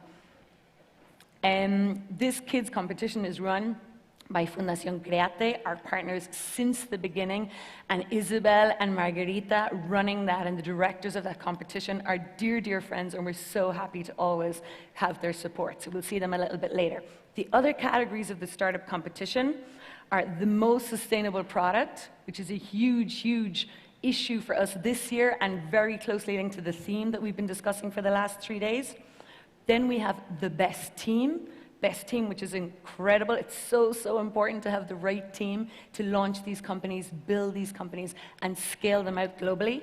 Then we have the most scalable product, because we want to make big changes here and make a big impact, and that's why we need products and innovations that scale globally. And then we have the most innovative product, because we're all about innovation here and disruptive innovation also. And then, of course, we will have our overall winner of South Summit 2021. But we're not going to announce it just yet. We'll get to that a little bit later, and we'll have our partners giving out the awards as well. So, big announcements from Maria, and we are super excited to be back in June, Madrid in June. What a beautiful place to be. What a beautiful place to be every year, any time of year. But we started out almost 10 years ago in June, and we'll be back here next June in 2022 for our 10-year anniversary. I can't believe it. It's amazing how we've all grown up, we've all kind of matured, and we now have so much more experience within the startup and innovation community, and it's just amazing the impact that it's had on Spain, on Madrid, and around this region in terms of the ecosystem. It's getting super exciting because these companies are getting bigger, better, and stronger all the time. And it's really thanks to you. It's thanks to the South Summit community. So we're so excited to see that happen. And also our first event in Brazil. So that's going to be pretty exciting. And they have an amazing, amazing ecosystem there. And we're so privileged to be able to participate and help them strengthen that ecosystem and go from strength to strength. And then we're going to have the Night of the Entrepreneur. I cannot wait to share more details with everybody on that. That's going to be a super exciting initiative. And again, a new innovation, which we think the ecosystem is going to love and can participate in. So really, really looking forward to that. And now we're almost time. It's getting exciting. Here we are. We're going to find out the winners of this edition of South Summit 2021.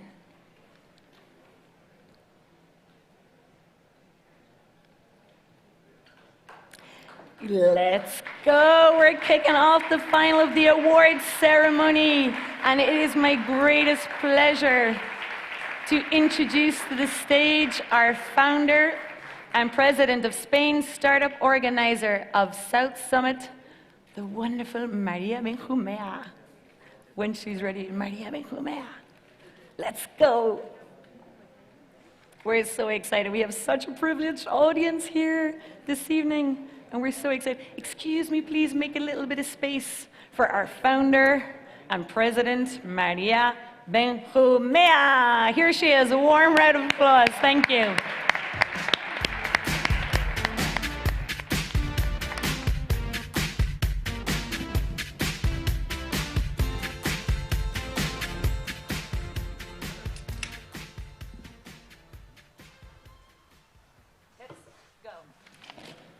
So, please welcome to the stage the partners of South Summit. Please join us on stage. Trinidad Jimenez, who's the Directora Estratégica Global de Asuntos Públicos de Telefónica. También, por favor, al escenario, Josep Uliu, President of Banco Sabadell. Juan José Solís, Head of New Business for Core BBVA. And Manuel Muñiz, the Provost of IE University.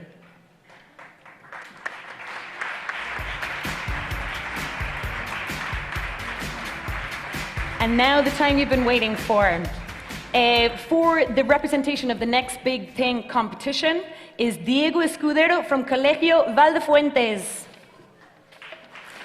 Trinidad Jimenez is going to give this prize. No viene. Está hecho.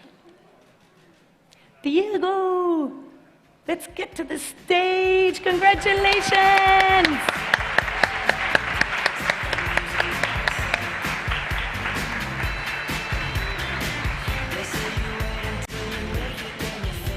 Amazing, and congratulations.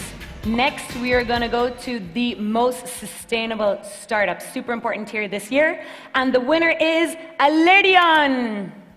To the stage, please. Oyer Penericano. Alerion, who is creating digital twins through AI and drones for energy production and looking at the useful timeline. Congratulations, Alerion.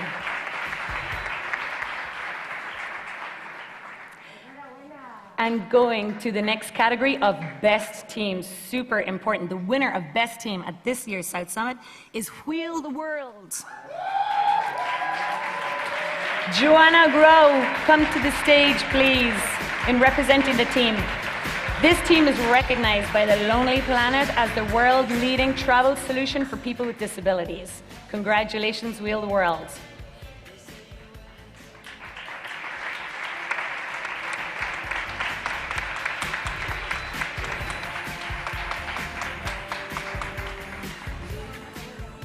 And next up, we have Most Disruptive. In the category of health and well-being, the winner for Most Disruptive is Eindhoven. Coming to the stage is Manuel Marina to accept the prize.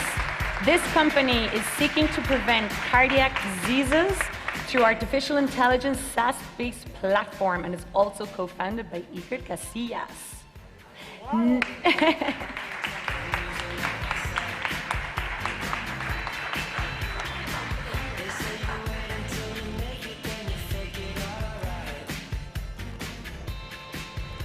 Next category is most scalable.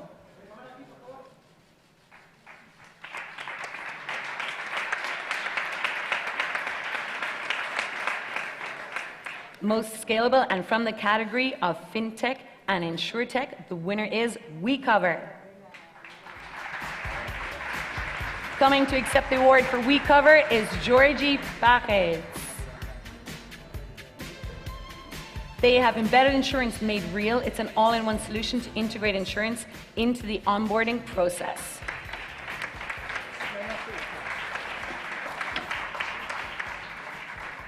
And finally, to the big award, the overall winner for South Summit 2021, coming from the education track. This is an all fully female-founded team, alumni of IE University. It's Simba.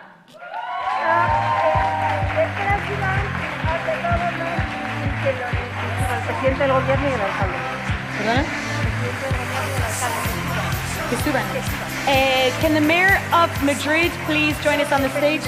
And the President of Spain, please join us on stage. And the Mayor, el alcalde de Madrid. Alcalde, por favor.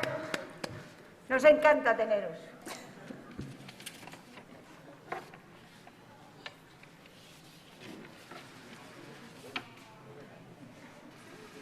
Gran aplauso para ellos. I don't know.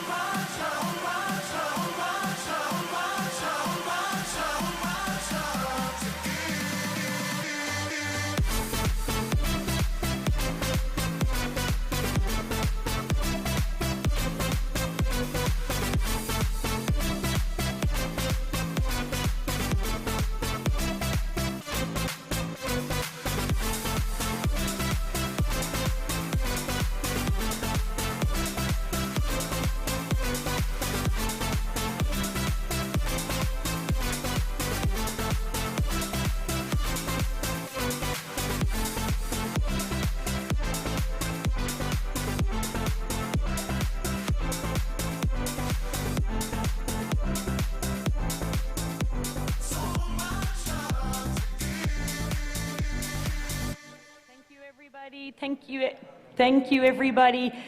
If I can ask you to take your seats, if I can ask everybody to take their seats, I would like to, we have two final speakers today that are absolutely incredible. I'd like you to give a huge, huge welcome to the stage, please. Our leader, welcome to the stage, please, the President of Spain, who's going to talk to us. And we're so sorry, President. We're so glad to have your support, and the full support of the government is just incredible. And right after, we're going to have Jason Silva, so please don't go anywhere. President, thank you so much for being here. Thanks for putting up with us. Take care.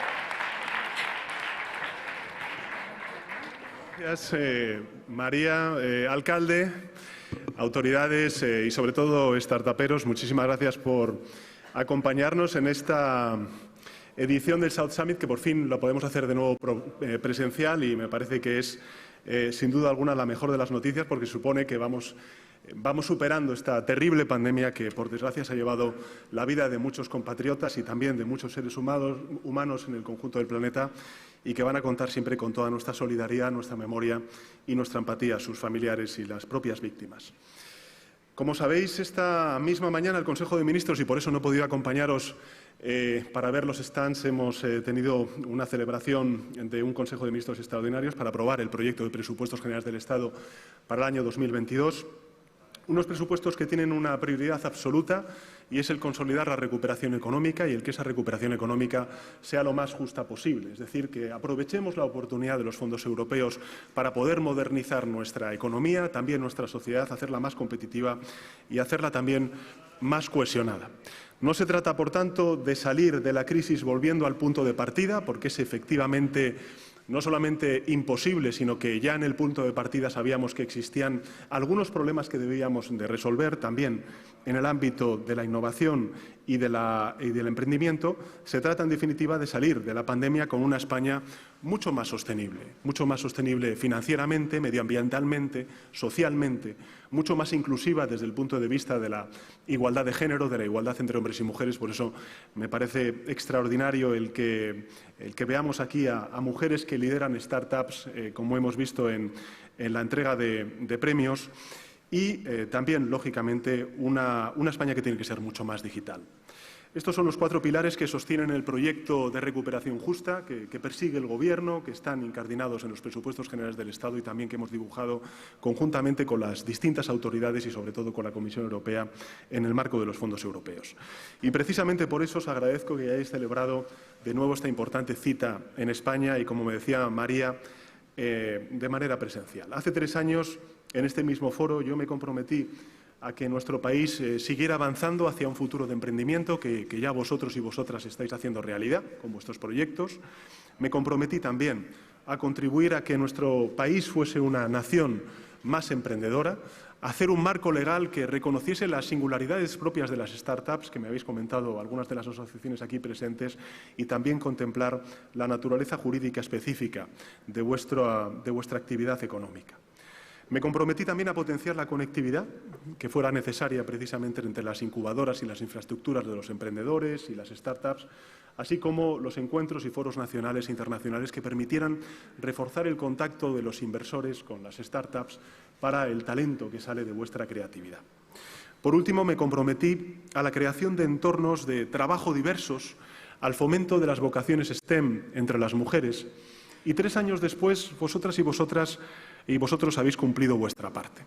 En primer lugar, el emprendimiento innovador es un sector mucho más consolidado que entonces, que hace 3 años. La media de edad de las startups españolas es de 2,7 años, frente a los 2,2 años que teníamos en el año 2019. España es hoy un país mucho más atractivo para la inversión. Fijaros, en lo que llevamos de año se han superado ya los 2.000 millones de euros invertidos en startups, duplicando los datos de todo el año 2020, evidentemente era el año de la pandemia. Son cifras, en todo caso, récords. Y en mi reciente viaje a Estados Unidos pude constatar precisamente cómo el emprendimiento español genera mucho interés entre los inversores extranjeros. El Gobierno de España durante este tiempo también ha trabajado duro en unas circunstancias extremas, como vosotros y vosotras, como consecuencia de la pandemia. para intentar cumplir con los compromisos que asumí con vosotros y vosotras hace 3 años. Como decía antes, la pandemia mundial del COVID-19 se tradujo en unas contracciones económicas muy profundas de nuestra historia reciente, probablemente la más profunda, pero lo hemos tenido claro desde el principio, y es que la recuperación debía pasar también por transformar nuestra economía, porque efectivamente la pandemia lo que ha hecho ha sido acelerar muchas de las transiciones que veníamos viendo antes de la eclosión de la misma, haciendo, por tanto, de nuestro tejido productivo un tejido productivo mucho más sostenible, más digital, mucho más inclusivo y cohesionado. El esfuerzo de todos y todas nos ha permitido salir de esta crisis de una manera mucho más rápida y más justa también a la financiera del año 2008. Esto era muy importante para evitar cualquier fenómeno de histéresis. El mejor indicador es el empleo. En la otra crisis tardamos más de una década en recuperar el empleo destruido por la crisis financiera y en esta ocasión solamente hemos durado 1 año y medio en recuperar esos niveles de empleo. Hoy contamos con niveles, como decía, previos a la pandemia, a nivel de empleo. La semana pasada conocimos cómo el mercado laboral registraba 76.113 parados menos, en el mejor septiembre de la serie histórica. Los datos que estamos viendo ahora mismo a principios del mes de octubre también son extraordinarios en materia de empleo y de reducción del paro.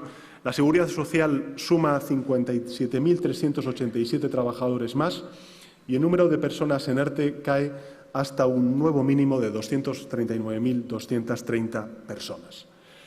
Muchos ya conocéis nuestra herramienta principal para conseguir las metas que nos hemos ido marcando, que es el Plan de Recuperación, Transformación y Resiliencia, aprobado conjuntamente con la Comisión Europea, de casi 140.000 millones de euros, en los que pretendemos apalancar en inversión privada 500.000 millones de euros.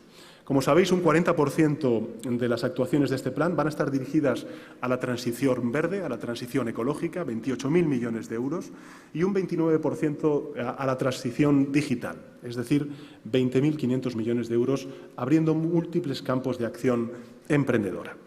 Y quisiera centrarme hoy en la transformación digital de la economía española.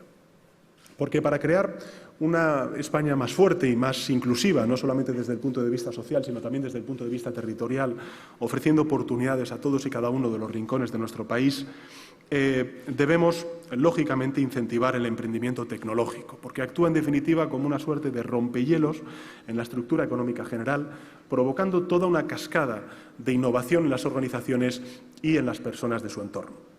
Por tanto, es sin lugar a dudas la llave maestra del cambio del modelo productivo que necesitamos y es además una realidad que ya impacta en el crecimiento económico y que va a crear de manera muy intensa a lo largo de los próximos años empleo de calidad.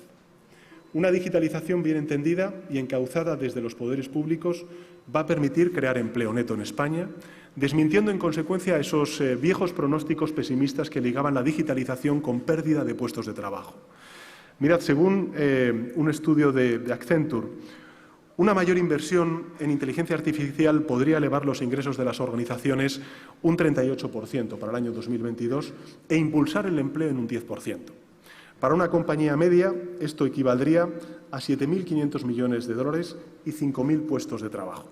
En definitiva, y según nos señala el World Economic Forum, cada euro destinado a nuevas tecnologías digitales va a revertir en un incremento de la productividad de hasta en un 70%.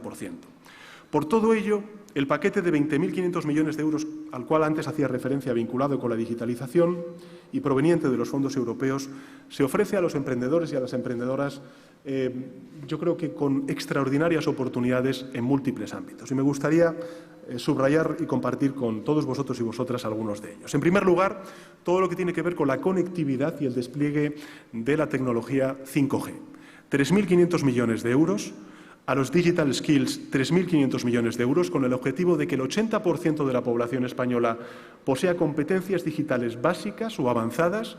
Digitalización también a las pymes, 3.500 millones de euros, destacando el plan de proveerlas con una suerte de Digital Toolkit y la digitalización de una de las tareas, digamos, pendientes de la política durante estos últimos años, y es la digitalización del sector público, de todo el sector público, no solamente de la Administración General del Estado, al cual vamos a destinar 3.000 millones de euros durante los próximos años. Las tecnologías más disruptivas, es decir, la ciberseguridad, el 5G, la inteligencia artificial, la microelectrónica, la computación en la nube o las comunicaciones cuánticas, también están contempladas en este plan y las vamos a dotar con un importe de 1.500 millones de euros en inversiones. Junto con esto, en segundo lugar, quisiera compartir con todos vosotros y vosotras la apuesta que queremos hacer en la investigación y el desarrollo. Mirad, el Plan de Recuperación, Transformación y Resiliencia va a dar un impulso, yo diría que sin precedentes, de más de 4.000 millones de euros al refuerzo de todo nuestro sistema de innovación, de investigación y de desarrollo. El objetivo, en consecuencia, es cada vez parecernos más a aquellos países que son más productivos, que son más competitivos, que apuestan claramente por la ciencia y la innovación y dar un salto en el porcentaje destinado a todas estas políticas en relación con el PIB que, de alguna manera, represente el doble de lo que representa hoy de aquí al año 2027. Y, en tercer lugar, algo muy importante desde el punto de vista de la formación del capital humano, como es la educación y la atracción del talento. El Plan de Recuperación, Transformación y Resiliencia va a hacer un esfuerzo extraordinario, destinando casi 7.500 millones de euros a adecuar las competencias de la mano de obra al ritmo de la transformación digital y la transición ecológica, que en muchas ocasiones está interrelacionado, e impulsar, en consecuencia, el espíritu empresarial. Y en este sentido quiero destacar la reciente aprobación en el Consejo de Ministros del anteproyecto de ley de la formación profesional, que es una de las principales tareas que tenemos por delante, donde tenemos que hacer muchísimo esfuerzo, donde el Gobierno de España se ha comprometido de aquí al año 2024 a aumentar en 200.000 las nuevas plazas de formación profesional y donde queremos, además, comprometernos a que 3 millones de trabajadores y trabajadoras que hoy no cuentan con ningún tipo de acreditación profesional, pero que sí que cuentan con esa experiencia derivada de su carrera laboral, puedan ser acreditados y, por tanto, aumentar su capacidad de empleabilidad. En cuarto lugar, vamos a dar prioridad a la economía del dato, que tiene, yo creo que un enorme potencial de crecimiento, lo sabéis vosotros mejor que yo. Necesitamos, para que ello sea posible, de una gobernanza adecuada y también de servicios de infraestructuras. Esto también para, digamos, el Poder Legislativo y para el Poder Ejecutivo supone todo un test de prueba. Vamos a apoyar la creación de grandes espacios de datos industriales, los data lakes, en sectores estratégicos para nuestro país, como es el turismo, como es la salud, como es la movilidad, como es la agroalimentación o el propio comercio electrónico.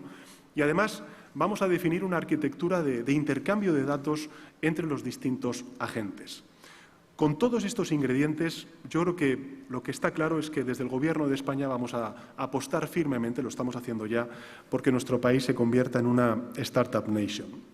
Como decía al inicio de mi intervención, hace 3 años me comprometí con vosotros y vosotras y también con España al respecto de todas estas políticas. Dije que daríamos los pasos necesarios para convertir a nuestro país en una auténtica nación emprendedora, que avanzaríamos en una configuración de un marco regulatorio para las startups, y hoy quisiera hacer recuento de los pasos que de alguna manera hemos venido haciendo durante este tiempo a pesar de la pandemia.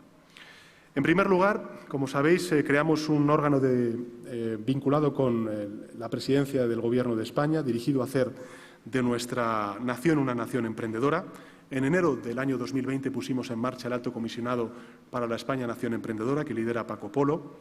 Hemos reforzado al sector con instrumentos, yo diría que claves, desde el punto de vista de la Administración General del Estado, desde la ampliación del Fondo ICO Global para impulsar la financiación de emprendimientos en tiempos de pandemia, hasta el fortalecimiento de los préstamos de la empresa pública ENISA. En enero de 2021 aprobamos la Estrategia España Nación Emprendedora, que yo creo que es como una suerte de paraguas clave para la recuperación económica y social de nuestro país. La estrategia es mucho más que un proyecto, es un hito que hemos incorporado en el Plan de Recuperación, Transformación y Resiliencia, y además de un hito es una guía que representa el componente del plan específicamente dedicado al apoyo al emprendimiento y a las pequeñas y medianas empresas. Tiene sus palancas en el emprendimiento innovador, porque este es el sector que, según distintas organizaciones, en particular la OCDE, genera, según dicen, mayores retornos de productividad en el corto plazo, como he señalado anteriormente, y además tiene asignada una dotación específica presupuestaria de 4.200 millones de euros de aquí al año 2023. Y mirad, entre sus 50 medidas se persiguen, yo diría resumidamente, 4 grandes objetivos. En primer lugar, acelerar el incremento de inversiones en España, que es sin duda alguna una de las tareas pendientes que tenemos de aquí en adelante. En segundo lugar, atraer, retener y desarrollar talento en nuestro país. En tercer lugar, aumentar la escalabilidad de las empresas españolas. Y al respecto también haré algún comentario posteriormente. Y finalmente, hacer de la Administración Pública, y cuando digo de la Administración Pública me refiero a toda la Administración Pública, no solamente a la Administración General del Estado, un sector público que tiene que ser emprendedor, que genere marcos regulatorios favorables e impulse la inversión y la seguridad jurídica. Desde la puesta en marcha de la estrategia ya tenemos algunos hitos que señalar, como por ejemplo el lanzamiento del fondo NextTech, que tuve ocasión precisamente de poder compartir con los inversores en San Francisco, en concreto en Palo Alto. Un fondo de fondos que va a movilizar hasta 4.000 millones de euros de inversión público-privada para impulsar el crecimiento de empresas innovadoras y la inversión en tecnología de alto impacto. Y las medidas, tengo que deciros que se están empezando a notar. Nuestro país está despuntando en los rankings internacionales. Por ejemplo, hemos subido 7 puntos en el índice del Digital Riser Report del año 2021, un informe que mide la competitividad digital de 140 naciones, y nos hemos situado en el tercer lugar. Tenemos que aspirar a ser primeros, pero estamos en tercer lugar. Y con respecto al segundo compromiso que adquirí con vosotros y vosotras, es decir, el de dar respuesta a una de vuestras demandas históricas, quiero también trasladaros que por primera vez España va a contar con un marco legal que reconozca la especificidad de las startups. En concreto, como sabéis, está en marcha, en trámite, el anteproyecto de ley del fomento del ecosistema y empresas emergentes, una ley que sacamos a consulta pública recientemente y que el Gobierno va a enviar al Parlamento antes de que termine este año. Así, además, nos hemos comprometido con la Comisión Europea en el marco del Plan de Recuperación, Transformación y Resiliencia. Esta ley pretende muchas cosas, pero sobre todo pretende reforzar el ecosistema de startups y posicionarla a nivel internacional a nuestro país. Regulará por primera vez la figura de las empresas emergentes, flexibilizará la carga burocrática que este tipo de empresas soporta. Las medidas contenidas en la misma, conocéis bien el plan y la ley, van a permitir desarrollar un marco fiscal más favorable que el actual para nuevos proyectos, en línea con los países de nuestro entorno, y también va a contribuir enormemente a mejorar la atracción de talento y a la creación de talento en nuestro país. España, yo creo que tiene todos los atributos para convertirse en un líder europeo, también mundial, en la atracción de los llamados nómadas digitales, y para ello vamos a poner los medios necesarios a través de ese visado especial para que estos profesionales puedan hacer realidad esta ambición. La nueva ley introduce también una regulación sobre los entornos de prueba regulados, los llamados sandbox, donde creemos firmemente en la importancia y en el potencial de este marco seguro para el desarrollo de innovaciones digitales en el ámbito financiero, por ejemplo, bajo la supervisión de los revisores correspondientes.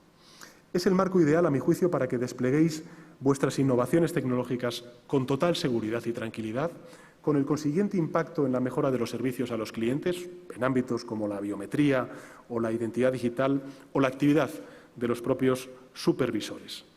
Pero quisiera también compartir con vosotros que el marco regulatorio no queda ahí. Se va a completar con una ley a la cual antes hacía referencia, que es la Ley de Crecimiento Empresarial y nuestra reforma de la ley concursal. Sabéis que la Ley de Creación y Crecimiento de Empresas persigue la eliminación de barreras, como dice su nombre, o la creación y el crecimiento de las empresas. Entre las medidas a destacar, me gustaría compartir el que figura, por ejemplo, la reducción de los requisitos del capital mínimo y el impulso al sistema de tramitación telemática.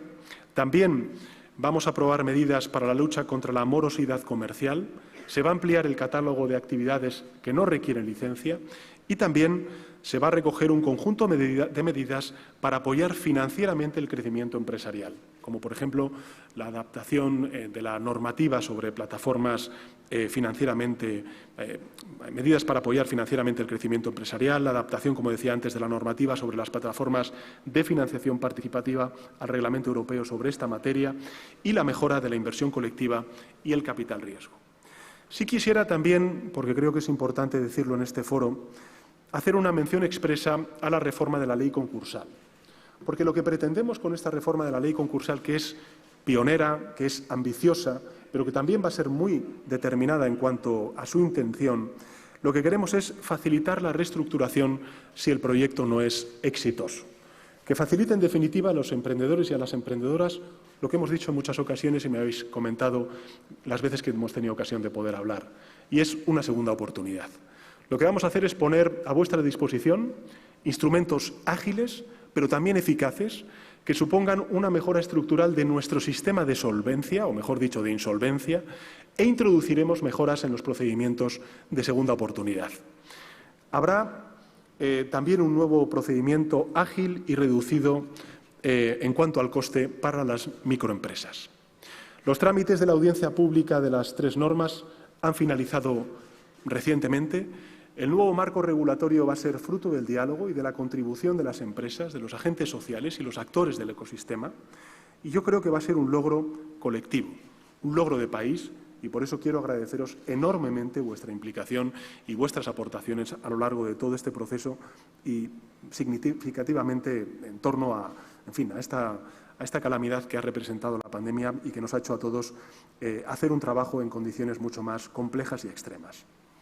Y, por último, sí quisiera comentaros una cuestión que afecta a la nueva ley educativa, a la Ley Orgánica de Modificación de la LOE, la llamada LOMLOE, donde pretendemos encarar diferentes desafíos del sistema educativo que pueden ser de vuestro interés. Entre ellos está aumentar las vocaciones STEM, especialmente entre las niñas, entre las más jóvenes, porque creo que es urgente eliminar los estereotipos de género en la orientación académica y también la orientación profesional. Mirad, solo el 35% del alumnado matriculado en las carreras vinculadas con las disciplinas STEM en todo el mundo son mujeres, según datos de la UNESCO. Y solo el 3% de los estudiantes, mejor dicho, de las estudiantes de educación superior opta por tecnologías de la información y de la comunicación. En nuestro país, estas cifras hasta incluso son más bajas. Nada más que un 12,9% de los estudiantes de informática son mujeres. Y en las carreras relacionadas con la ingeniería, con la industria y con la construcción, solo representan el 28,5%, cuando representan más de la mitad de la población en nuestro país. En febrero de este año, el Ministerio de Educación y Formación Profesional presentó la alianza STEAM por el talento femenino.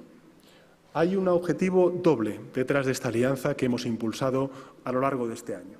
En primer lugar, alcanzar la igualdad real y efectiva, rompiendo la brecha de género en la tecnología y aportar nuevas perspectivas a los proyectos tecnológicos. Yo creo que entre todas y todos estamos creando un entorno que va a permitir aumentar la productividad, que va a aumentar también la atracción de talento y crear empleo de calidad. Creo sinceramente que España necesita mejorar su demografía empresarial, el clima de los negocios, y para ello es esencial el impulso al emprendimiento, el refuerzo de los ecosistemas de compañías innovadoras y, sin duda alguna, también, como decía antes, el liderazgo femenino. El talento ya lo tenemos, está en vosotros, en vosotras, y por eso queremos acompañar a nuestros emprendedores a lo largo de todo el ciclo vital de sus proyectos. Hemos avanzado mucho en poco tiempo, en circunstancias, como he dicho antes, muy complejas, extraordinarias con la pandemia, pero sé que avanzaremos aún más a partir de ahora.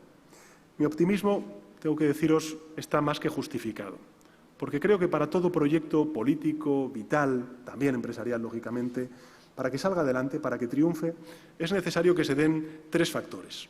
Y contamos con esos 3 factores. En primer lugar, necesitamos buenas ideas acompañadas de talento. Bueno, pues yo creo que contamos con todos vosotros y vosotras que lo representáis magníficamente. En segundo lugar, necesitamos un marco que facilite la creación y el desarrollo de los proyectos. Marco que el Gobierno se compromete a proporcionaros, como acabo de explicar. Y en tercer lugar, financiación. Financiación para sacar adelante todos esos proyectos. Financiación que vendrá de la mano, lógicamente, de la cooperación público-privada en el marco de nuestro Plan de Recuperación, Transformación y Resiliencia, un hito histórico, inédito en la construcción europea y que va a suponer un salto en la modernización y en la transformación de nuestro país. Así que 3 de 3. Y, por tanto, no tengo duda de que el futuro será vuestro y de que, gracias a vuestro esfuerzo, gracias a todos y a todas, España será, dentro de 2 años, un país aún mejor, de lo que nos encontramos antes de la pandemia. Muchas gracias, feliz South Summit y gracias a los organizadores. Gracias a María.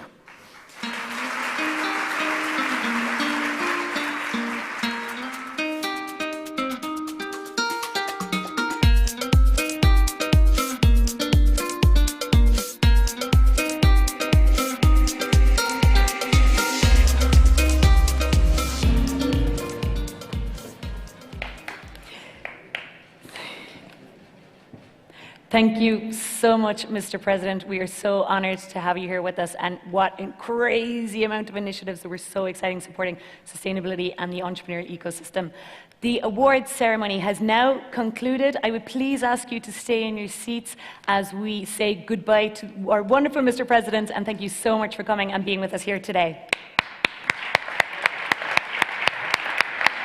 Please stay in your seats.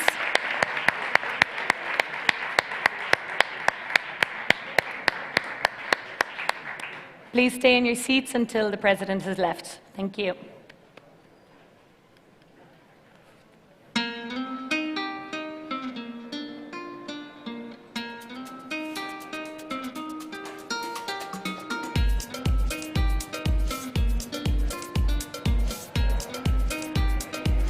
Please stay in your seats. Please stay in your seats until the President has left.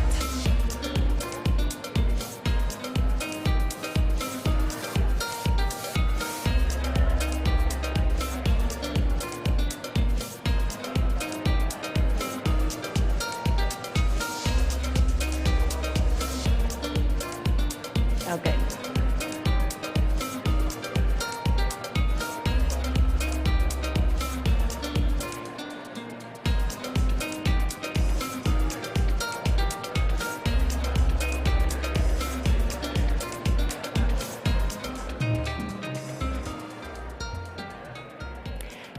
Thank you very much, everybody. Now you can take your seats.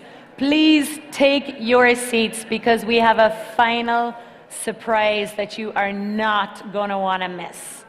Come on in. There's loads of room at the front here. All the reserved seats have been vacated, so please come on down, join me, grab a spot because you are not going to want to miss our final contribution to the program at this year's South Summit. Thank you so much for bearing with us. We love to innovate and improvise, and we're always ready to pivot when needed, as you can see, live in the flesh.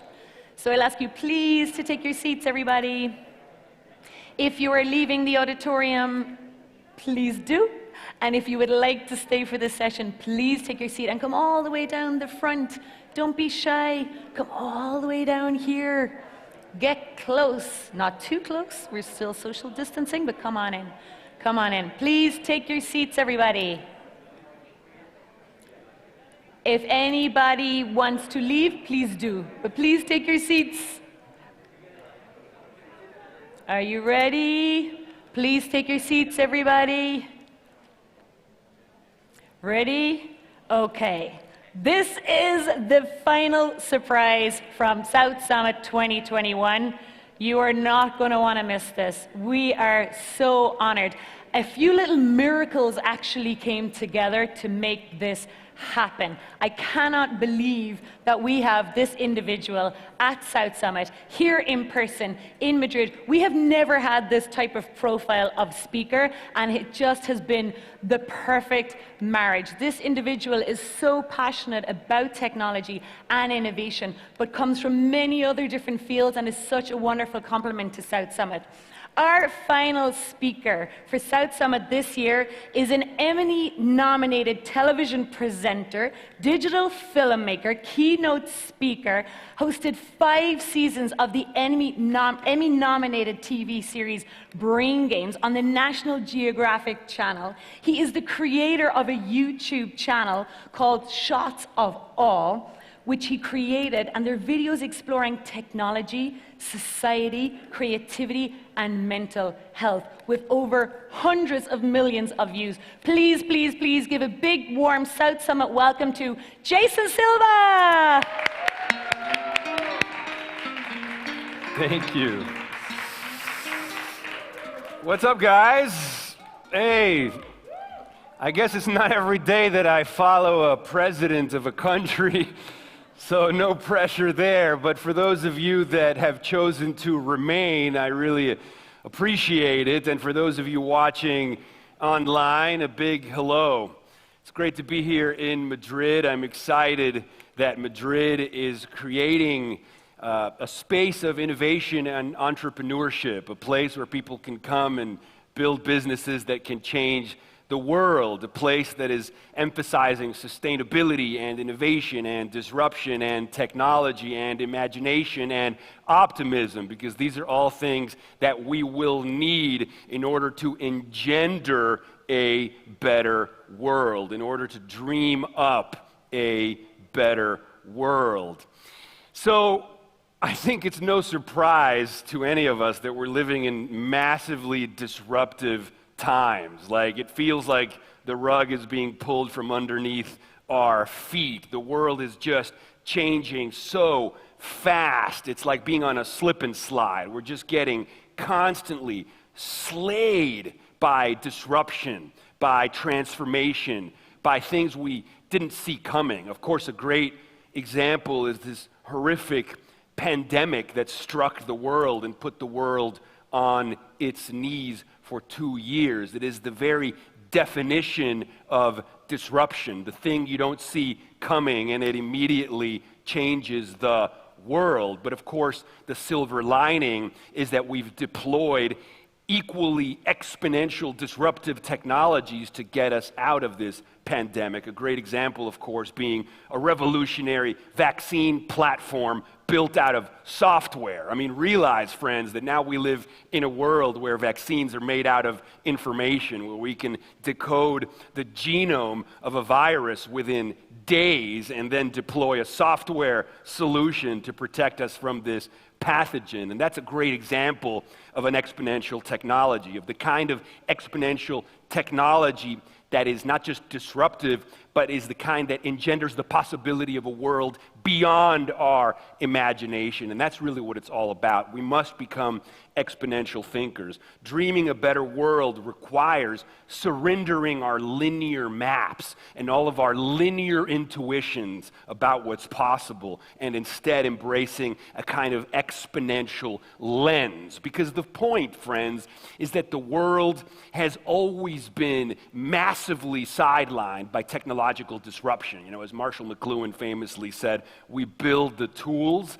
and then the tools build us. We've been in a symbiotic relationship with our tools and technologies, and they have always transformed the world, right? From harnessing fire for the first time for cooking, from harnessing electricity, the printing press, the origin of language. We've had all these technological singularities that if you draw a line in the sand, the world before that innovation and the world after that innovation was a very different place.